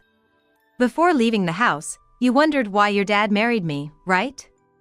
That's because he wanted to dump you on me. What? He wanted to have more fun with his girlfriend, and Olivia was in the way. But he wasn't cruel enough to abandon his daughter. He used his good looks to approach me and got himself a useful mom for Olivia. I was foolish to be so easily deceived. Olivia's phone, which had fallen from her pocket, started vibrating. It was a call from James. I picked up the phone and put it on speaker. James's sweet talk filled the room. Olivia, sorry. Saying I can't live with you isn't because you're a burden. I just want you to stay with Mom. You know, if Dad's gone, Mom would be lonely. Help out the poor lady. It's like, volunteer work. You're kind, so I'm counting on you. Hey, Olivia, you listening? What a joke, doing it for my sake. He just wants to get rid of Olivia so he can enjoy his time with his young girlfriend. She must understand that by now. Looking down at her, she was clenching her fists, her head bowed. I couldn't tell if she was crying or shaking with anger. But it was clear she was deeply shocked. I don't need any volunteering. I'm not lonely being alone. Ah. As Olivia fell silent, I replied in her stead, causing James to let out a short scream on the other end of the phone. You were there? Don't just answer someone else's phone. He always yells when things don't go his way. Isn't that a sign of someone who's not too bright? James, where are you right now? I told you, I've been transferred. It's a solo assignment. A solo assignment? To an apartment that's a 10-minute walk from home? What? James let out an absurdly exaggerated voice. To think you're cheating so close by and believing you wouldn't get caught is crazy. How did you? I didn't need to follow suspicious James to know. It was the trash. I found terribly mishandled garbage at the dumpster of that apartment. While collecting trash, I often saw bags with mixed burnable waste and plastic bottles. Moreover, I found cans inside plastic bottles stuffed with tissues and cigarette butts. Just like the garbage left at home. It's rare nowadays to see such poor disposal manners. I immediately realized it was James's trash. Ugh, you went through the trash? That's gross, creepy. Both James and Olivia call me gross and creepy, but they are the real problem. I know you're living with another woman. I want a divorce. Well, we don't have to divorce. James's voice suddenly became meek. He was mumbling excuses. It's not that I hate you, Emily. You're needed as Olivia's mother, I really trust you. So, don't talk about something sad like divorce. He kept talking, but I hung up. And I pressed the intercom of a certain apartment. No one answered after 3 rings. Thinking they might be busy, I tried the door. It was unlocked. Wow, Emily! Inside, there were indeed James and another woman. What are you doing here? Despite yelling and spitting in anger, James was hiding half of his body behind the woman. I was on the phone with James while heading to the apartment. I also brought Olivia, who was in a daze, with me. Now, Olivia was sitting weakly at the entrance. Here we are at James's solo assignment. The woman, with her fluttery eyelash extensions, blinked in surprise. You're James's wife? Plain Jane, huh? James likes this kind of woman? Bad taste. You should just divorce her now. Right. If he wants to play with cute women like you, he should just divorce plain me. Unexpectedly agreeing with me, the other woman chuckled. You're pretty understanding, old lady, kinda funny. Thanks. What's your name? Mia. Given her vibe, she might work at a nightlife spot, so that could be her stage name. If you and James divorce, I might marry him. Olivia's a teenager, she doesn't need much care. I can be her mom. What do you say, James? Mia peeked at James, who had been shrinking back. I confronted James with the divorce papers, already filled in on my part. Here you go, James, what are you gonna do? I hadn't thought of divorce. I mean, if you prefer younger girls, please divorce me. After a moment of silence, James asked one thing. Is Olivia doing okay at school? Of course. All right then. I'll sign the divorce papers. Finally, James signed the divorce papers. I immediately put them in my bag. Thank you. I'll file these. Funny. I should be the one thanking you. James, who had used me for his convenience, surprisingly thanked me. But I didn't expect this to be a clean break. James burst into laughter. You're such a fool. You're just a used-up tool I'm throwing away. Get it? I waited silently for his next words. James began bragging. You really helped me out. You cleaned the house, paid for all of Olivia's expenses. Thanks. I can say thank you as many times as you want, thank you, thank you. Like a parrot gone mad, James kept repeating thank you over and over. Yeah, you're welcome. Just make sure to pay back the money I advanced. What? That's not gonna happen. I've kept all the receipts and transfer records, so please take care of it. Are you kidding me? James grabbed my collar, choking me. My throat was constricted. My legs trembled with fear, but I managed to speak firmly. Don't be petty about money, especially in front of Olivia and Mia. It's embarrassing. His eyes were bloodshot, but his grip loosened slightly. I pulled away from James's grasp and took out his pay stub from my pocket. I've seen this. James awkwardly looked away. Earning $18,000 a month, he should be more proud. Besides, this stub was from 10 years ago. To earn that much at about 20 is extraordinary. He might be earning even more now. James, you're amazing. Earning this much, you can easily afford $20,000 or $30,000. Please pay me back. That is, but... James stumbled over his words. Then Mia slapped his back. Come on, stop dragging this out. Just pay her and end this hassle. But... Hey lady, is $20,000 enough? I've got it, I can pay for you. Oh. Mia, you sure? James looked at Mia as if she were a goddess. I just got paid the other day, and I was saving up to buy a bag. Mia pulled out a thick envelope. Here's $20,000. I hesitantly accepted the large sum, surprised by this unexpected turn of events. Mia, thank you for doing this for me. Don't mention it.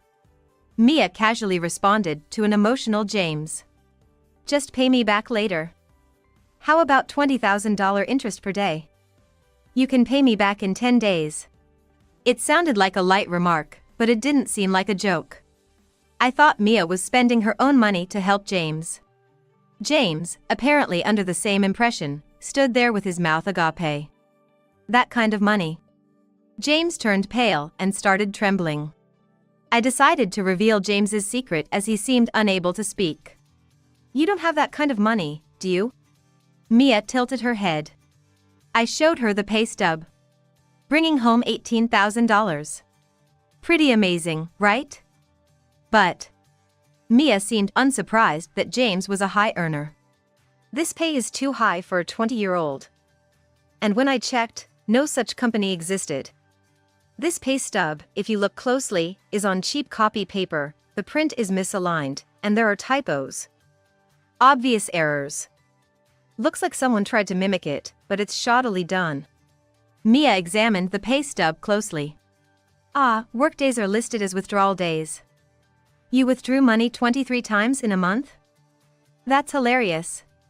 Mia, finding it like a game of spotting mistakes, laughed holding her stomach. When I confronted James, he admitted he made the pay stub himself. I thought it would be cool to have a proper pay stub to show off to my wife or girlfriend. Showing off such a fake stub is not cool at all, but rather embarrassing. He must have scattered them in the Japanese-style room just to impress me.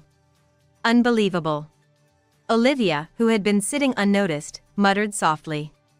Her image of a respectable father had just crumbled. The father named James was not the king of our home, as she had thought. I handed a crumpled piece of paper to Mia, not Olivia. No matter how much she tried to smooth out the crumpled paper, Mia opened it, still in a wrinkled state. Wow, the gap between ideal and reality is harsh. James, you're unbelievable. Impossible. Mia burst into laughter as soon as she opened the paper. Her face turned red with laughter. She had been considering marrying James, but now she quickly changed her mind. Olivia, looking puzzled, picked up the paper Mia had dropped. What? $900? Wait. 1, 10, 100. $900? Olivia counted the numbers several times, but it was definitely $1,800. This is James's real pay stub. He was working part-time in a warehouse.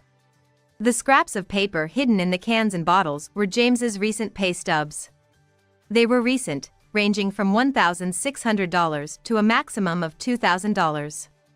Impressive for a student's part-time job, but disappointing for a 30-year-old man's income. What?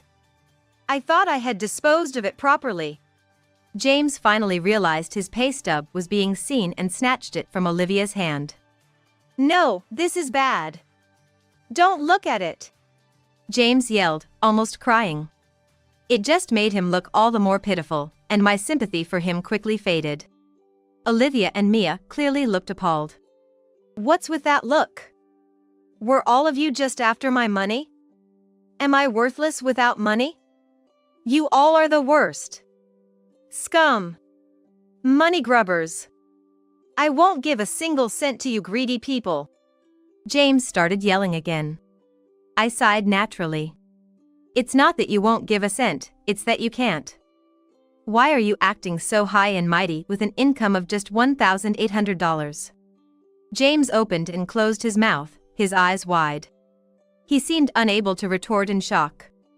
So, you're the real gold digger, James. You married me for my money, right? I knew it was a loveless marriage right after we got married, but being non-confrontational, I didn't act on it. Maybe James was just really busy. If the house gets clean, maybe James and Olivia will appreciate it, and I'll be accepted as part of the family. I held on to that faint hope and pushed down my uneasy feelings. Looking back, I wasted my time and money. James brazenly spilled his true feelings. Yeah, that's right. What value do you have besides money? I let you show off your brands at the reunion and brag about being rich. You should be thankful I let you spend your money before it rotted away. James cursed at me, his eyes brimming with tears. Pay you back? Don't be ridiculous. I married a plain, old spinster like you, we're even. I actually wanted to keep making you pay, but the divorce is too soon. Well, since you paid the high entrance fee for Olivia's school, I guess that's enough. 1 year's tuition is expensive, too. I couldn't have paid that $20,000 without you. So, thank you very much. Could there be a more infuriating thank you?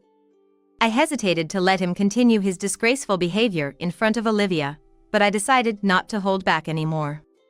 I revealed another secret of James. What nonsense are you talking about? By the way, I found this while cleaning. I fluttered a bundle of letters. These are debt collection notices. I found notices from at least 5 companies. Olivia's tutoring fees and such were expensive, huh? How much did you borrow?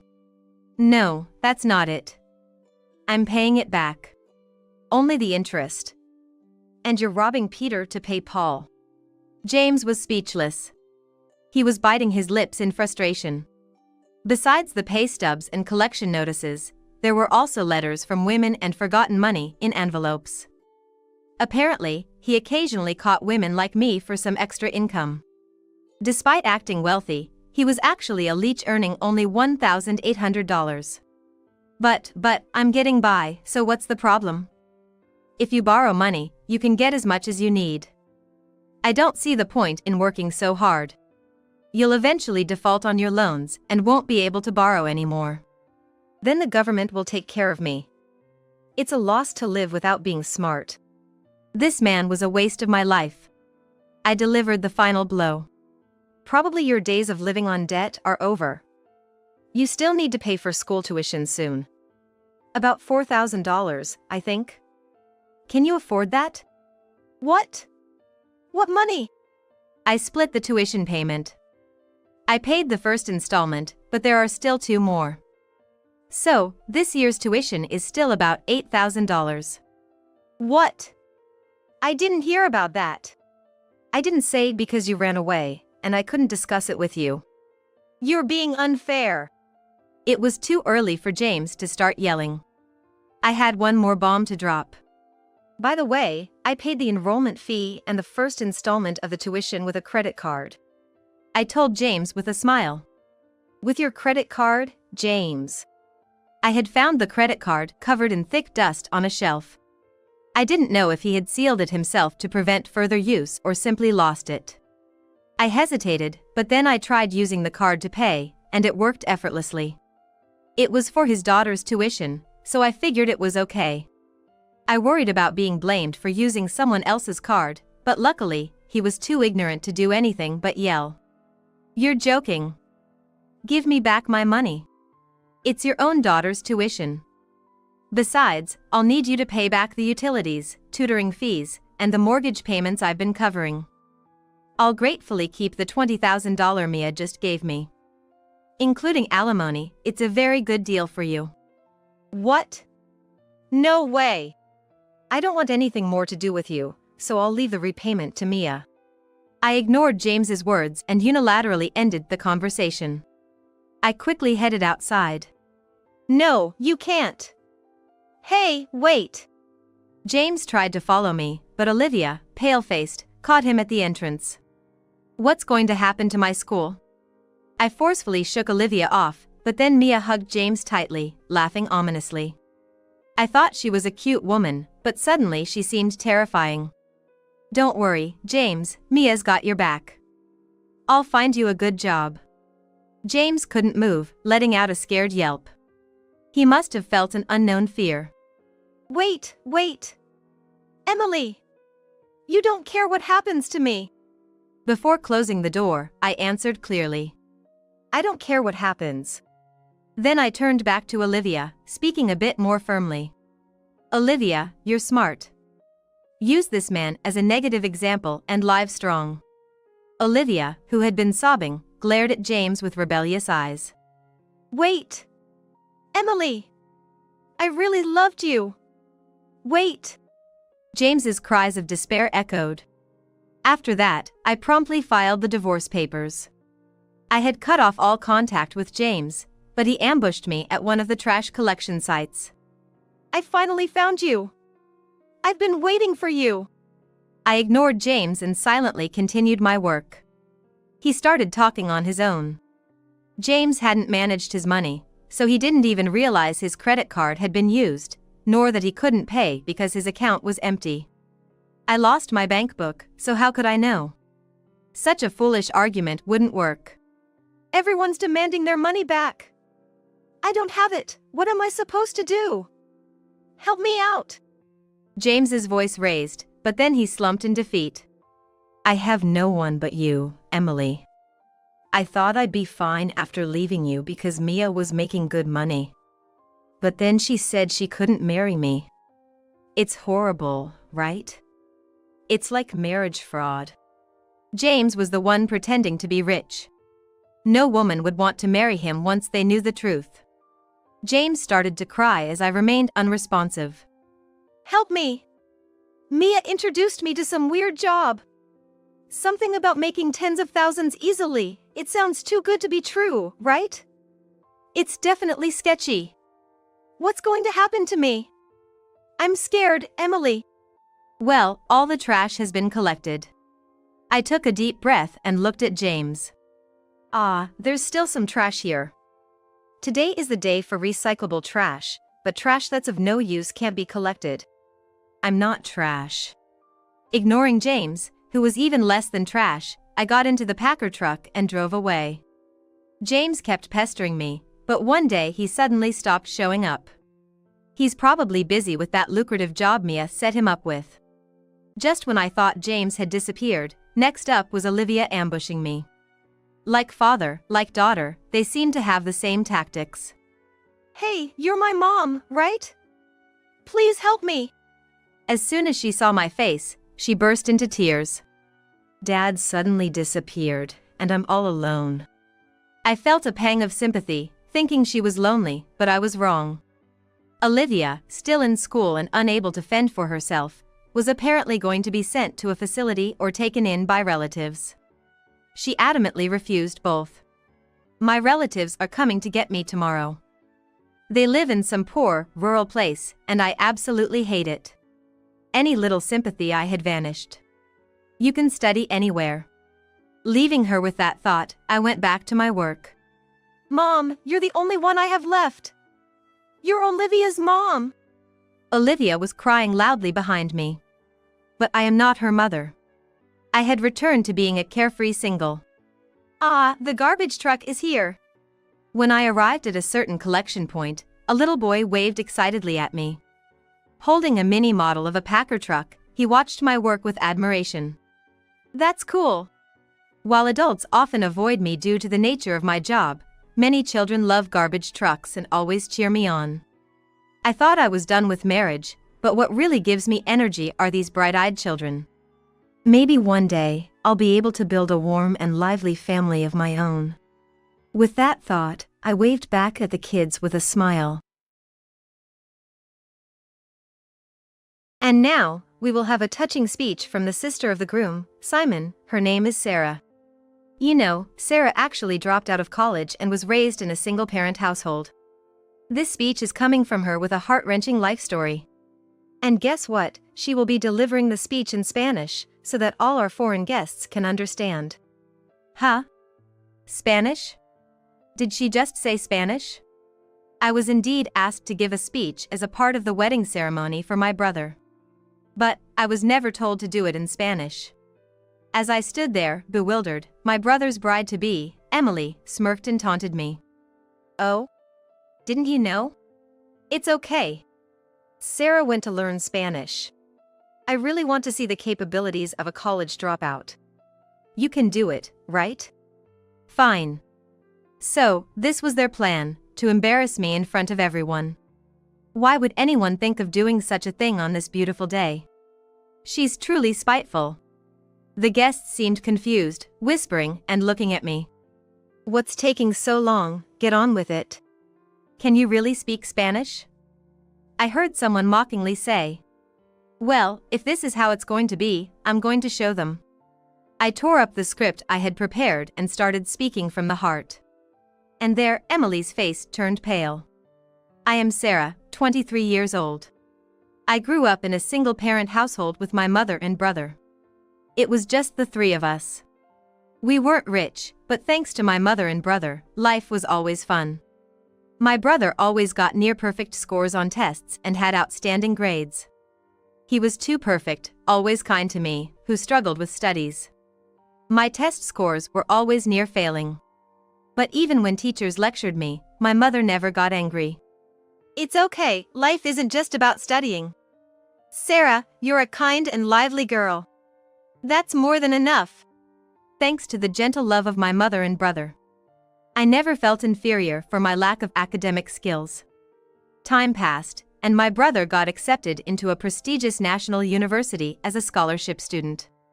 And I managed to barely enroll into an average college nearby. We were celebrating my admission in our living room with snacks when suddenly, my brother's phone rang. He said it was an unknown number. As he talked, his face grew cloudy. After hanging up, he said, "Mom has collapsed."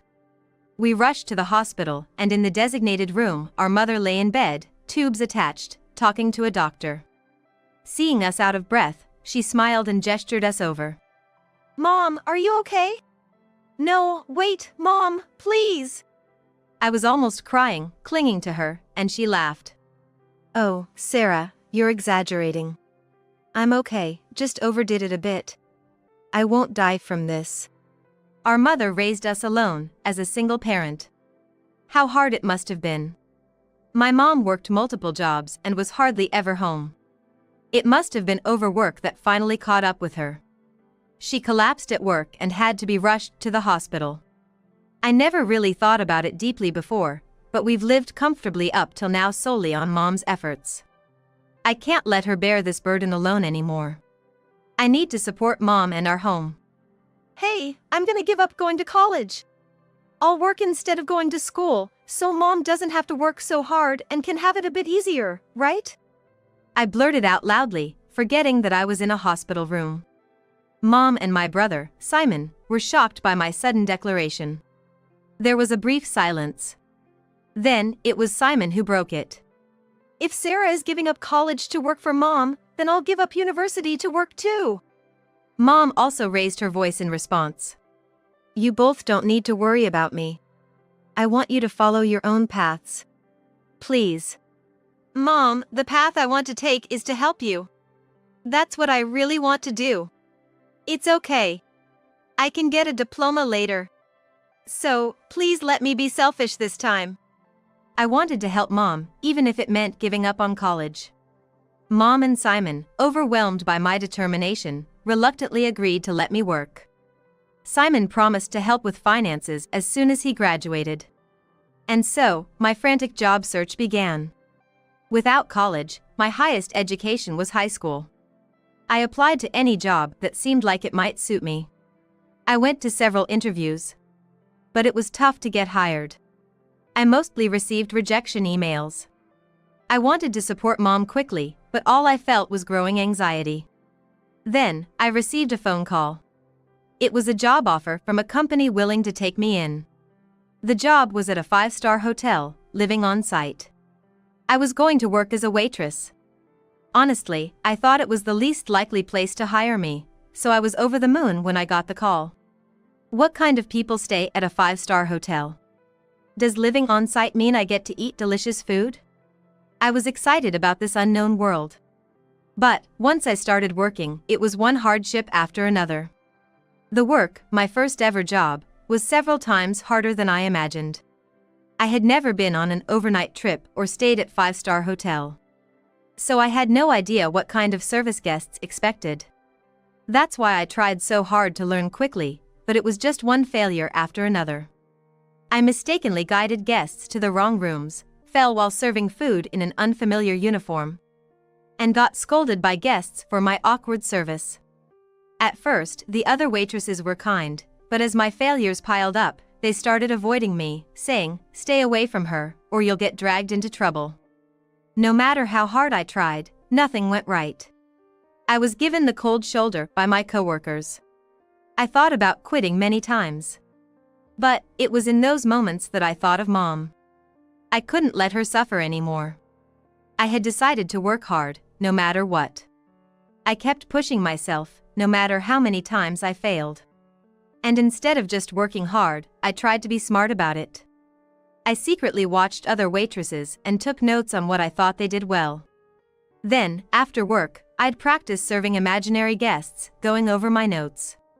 I practiced serving in a formal uniform too. I was muttering to myself during these practices, so at first, people thought I was losing it. But my efforts paid off. Gradually, I made fewer mistakes and started receiving compliments from guests. Seeing my efforts, the waitresses who had been avoiding me began to acknowledge my hard work and treated me kindly again. Even when faced with difficulties, the support of my colleagues helped me overcome them. One day off, my brother Simon invited Mom and me to a fancy restaurant, saying he had some news to share. Mom and I were nervous, wondering if it was something big or maybe even a marriage announcement. To our surprise, Simon announced he had secured a job at a top international company. Mom and I, forgetting the genteel atmosphere of the restaurant, loudly congratulated him. Simon really is amazing. Sarah, sorry for all the hardship I've caused. As promised, I'll start supporting the family too. And it's time I repay Mom for everything she's done for us. Really, you too. I keep saying I'm fine, but thank you. Mom's eyes seemed a bit teary as she smiled. Seeing her expression, I felt even more determined to work hard for her sake. With both me and Simon working, Mom could finally have an easier life. We started spending more family time together, and our days were happier than ever. Then one day, more joyous news arrived. Simon was getting married. His fiancée, Emily, was someone he met through work. She must be quite exceptional. I was finally getting the sister I had always dreamed of. I felt a mix of happiness and nervousness. The day of the family meeting arrived. And the venue was the hotel where I work. This hotel, where I work, is frequented secretly by celebrities, Nobel laureates, and genius surgeons. It's a well-known place among those in the know, a luxurious inn where guests can relax both physically and mentally. It made sense for my accomplished brother and his fiancée to choose it. I thought I wouldn't be nervous because it was my workplace. Sarah, aren't you a bit too tense? Yeah, it's not you who's getting married. Before I knew it, I was sitting stiffly, fists clenched, sweating. Startled, I laughed, "Oh no." As we waited for the other family, a young woman's voice said, "Hello," from behind. Turning around, I saw a tall, slender, and beautiful woman with a stylish light brown bob haircut, her long neck accentuating her grace. She looked like she stepped out of a storybook, and I was awestruck, staring open-mouthed at her. "Are you nervous, little sister Sarah?" "Don't worry. I'm looking forward to today." This beautiful woman was none other than Emily, Simon's fiancée, and soon to be my sister-in-law. Emily worked at a company that did business with Simon's, and they met as representatives. She even went to Stanford University. I was so captivated by Emily's beauty that I couldn't help but stare. Every time she noticed, she smiled back at me. We hadn't talked much, but her kind smile made me think she must be a wonderful person. "Sarah? Are you listening?" Startled by Simon's sudden question, I blurted out. Sarah seems to be quite nervous. "Oh, sorry. Emily is just so beautiful." Laughter filled the room. "Sarah, I have a favor to ask." "What is it?" "We'd like to have our wedding party at this hotel where you've worked so hard." "Really? Is that so?" "Yeah, because a lot of the wedding guests will be foreigners. This place has a beautiful garden and really captures the beauty of nature, right? I thought they'd appreciate it. What do you think?" "I think it's a great idea." "All right, I'll check with the manager later." "Thank you, Sarah." Overwhelmed by my brother's pleasant suggestion, I excused myself to the restroom. My brother's wedding here. It's really something to think about. I hope it'll be a grand ceremony. Touching up my makeup at the sink, I pondered again about my brother's wedding. Lost in thought in front of the mirror, I was suddenly approached from behind. Hey! Looking through the mirror, I saw Emily. Her voice sounded lower than before. I barely recognized her. I turned around in surprise, and there she was, looking at me with a puzzled expression. Hey, what's with you? You've been staring at my face since earlier. Is there something you don't like? I had been staring because she was so beautiful, but it was certainly rude. Just as I was about to apologize, Emily continued without giving me a chance. You're really silly, it's laughable. Taken aback by Emily's unexpected words, I could only respond with a dumbfounded huh? Is this really Emily? Or are you and Simon really siblings? There's too much of a difference. Simon has been on a top-tier path since he was young, but what about you? A college dropout working as a waitress. And while Simon's face suits me as a handsome man, you're just plain, ordinary. You're way below my expectations. Hilarious. I was at a loss for words, shocked by Emily's sudden verbal assault. What's with that dumb look? It's really funny. Your education shows on your face. Then Emily whispered in my ear. Hey, are you really blood-related to Simon? Huh? Because you and Simon are nothing alike, in brains or looks. It's definitely strange. Oh, I get it. You must be your mom's child from a previous relationship. Single mother, right? With such a shabby mom, no wonder Simon's dad left. That's why you don't resemble Simon. Emily looked at me with a smirk, as if mocking me. Even insulted my mom.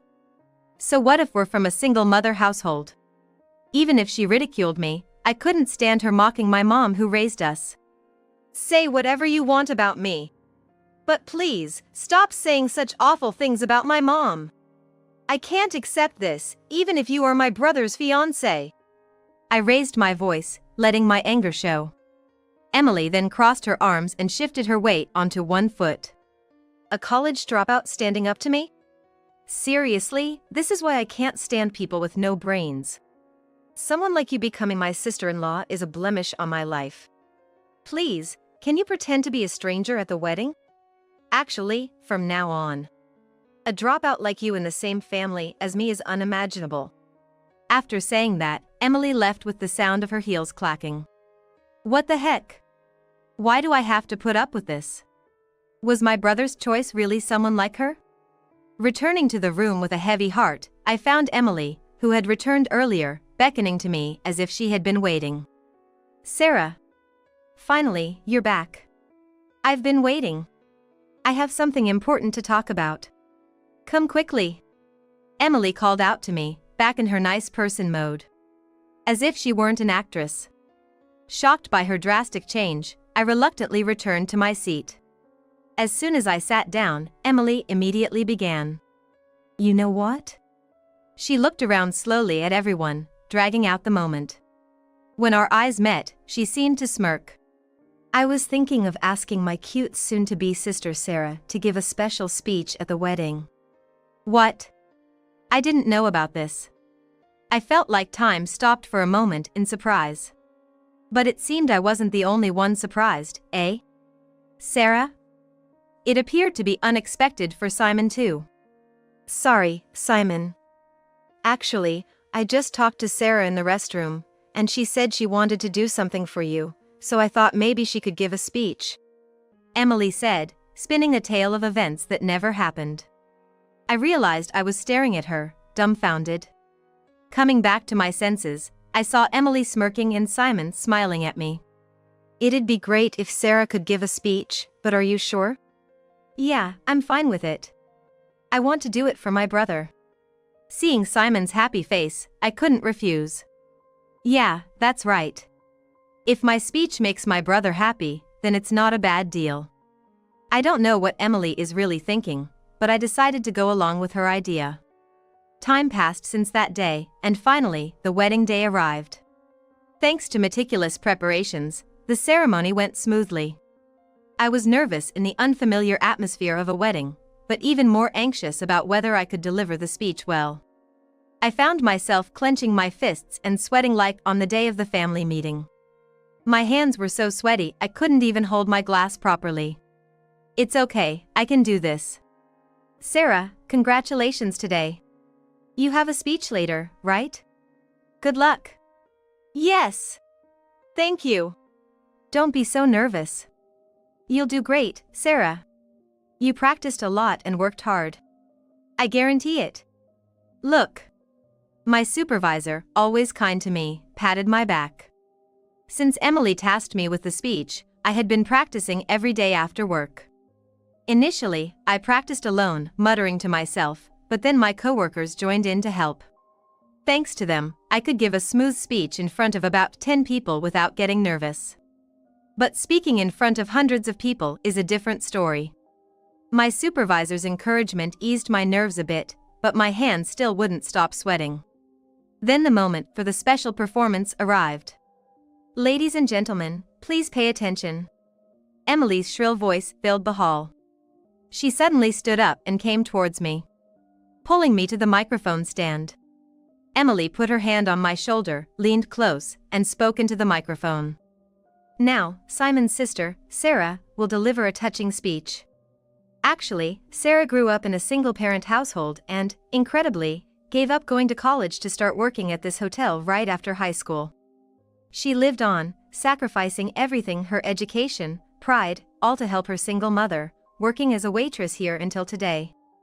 Emily gave an introduction I never wished for, even bringing up my family and mother. She was crafting a tear-jerking story in a mocking tone, which really angered me.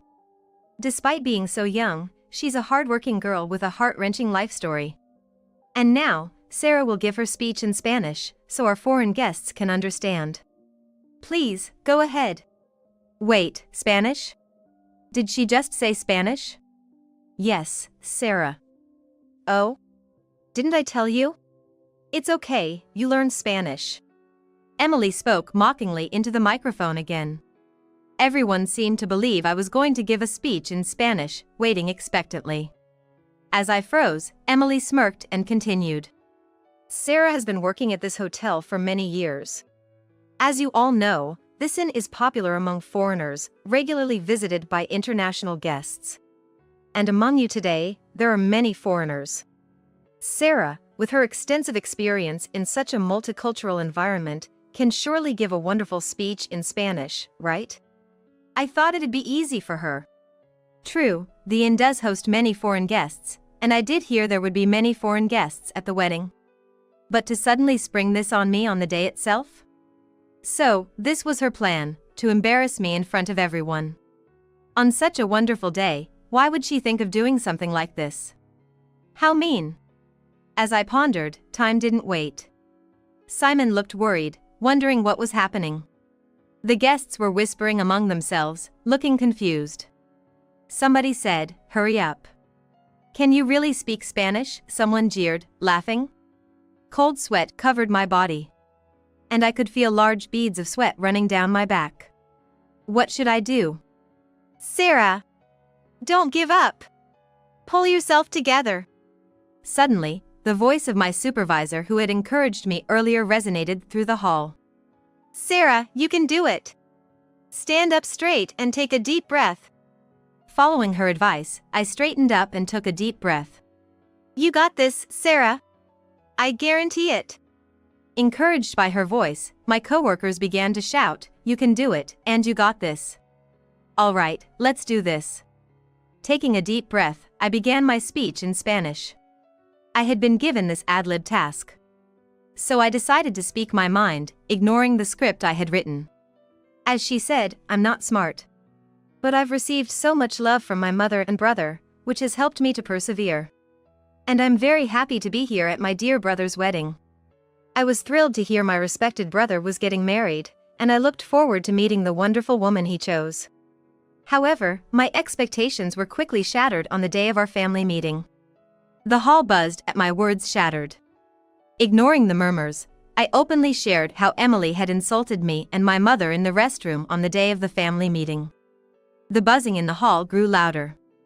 Nevertheless, she is the woman my brother chose. I sincerely wish for my brother's happiness.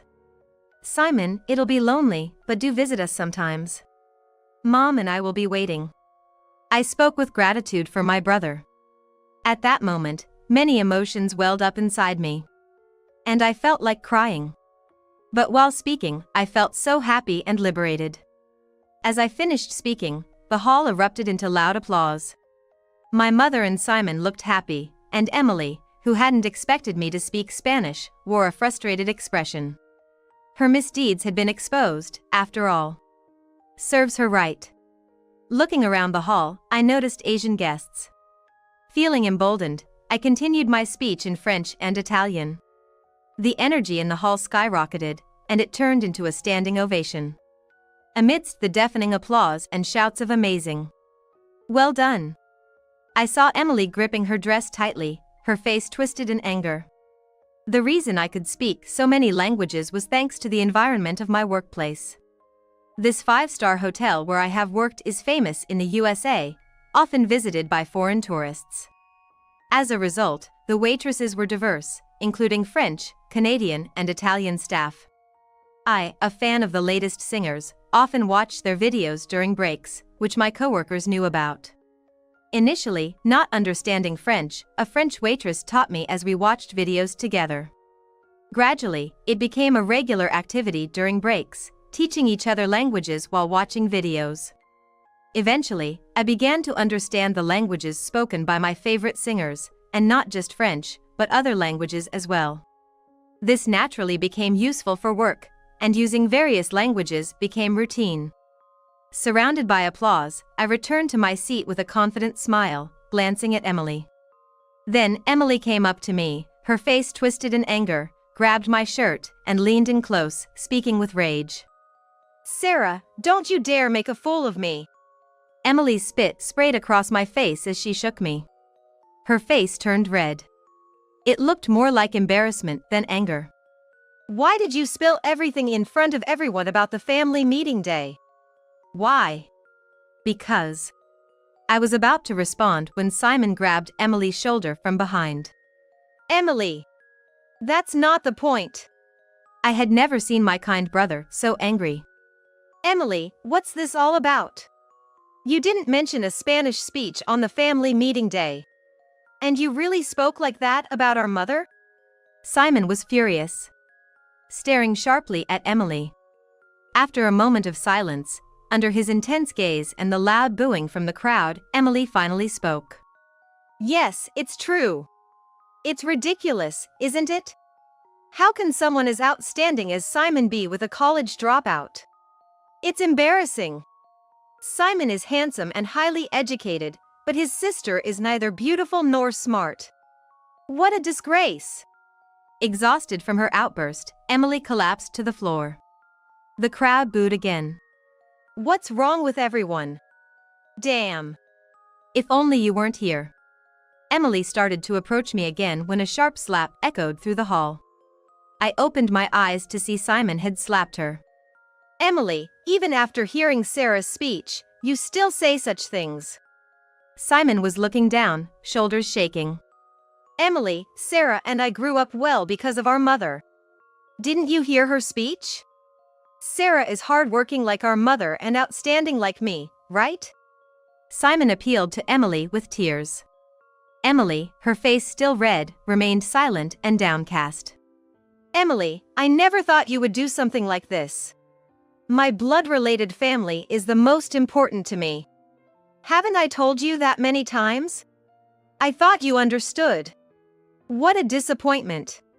Simon took a deep breath, as if making a decision. Let's call off the wedding. At Simon's words, Emily looked up suddenly. Then burst into tears and collapsed to her knees. She clung to Simon's legs. Simon, no, please. Don't do this. Forgive me. I was wrong. I'll love your mother and sister, even if they're from a single-parent family or not smart. Please, just don't do this. Emily was pathetically begging. Despite everything she had brought upon herself, she showed no sign of true remorse. Simon's decision remained unchanged. Later, Simon formally called off the engagement with Emily. Despite desperate apologies from Emily and her parents, he firmly ended it, saying that someone who had spoken like that couldn't change so easily. Simon looked sad for a while, but he always said family was the most important. Emily had to resign from her job too. It seems that one of Emily's colleagues who attended the wedding talked about the incident to another employee, and the rumor spread quickly. As a result, Emily became the subject of gossip and was pointed at behind her back. And it became difficult for her to stay. About a week later, Simon called with some great news. Emily's former company wanted to work with me after hearing my multilingual speech at the wedding. Her boss had been impressed and offered me a position. After consulting with my coworkers at the hotel, who encouraged me to go for it, I thanked the hotel for everything and joined Emily's former company. Being multilingual, I was valued more than Emily, who only spoke English, and I embarked on a different and exciting life. I had dropped out of college to support my family. And people like Emily often judged and mocked me for it. But I believe there are things more important than education. Like gaining experience. Experiencing life firsthand broadens your world and enriches your life. I plan to keep learning through experiences, not just from books.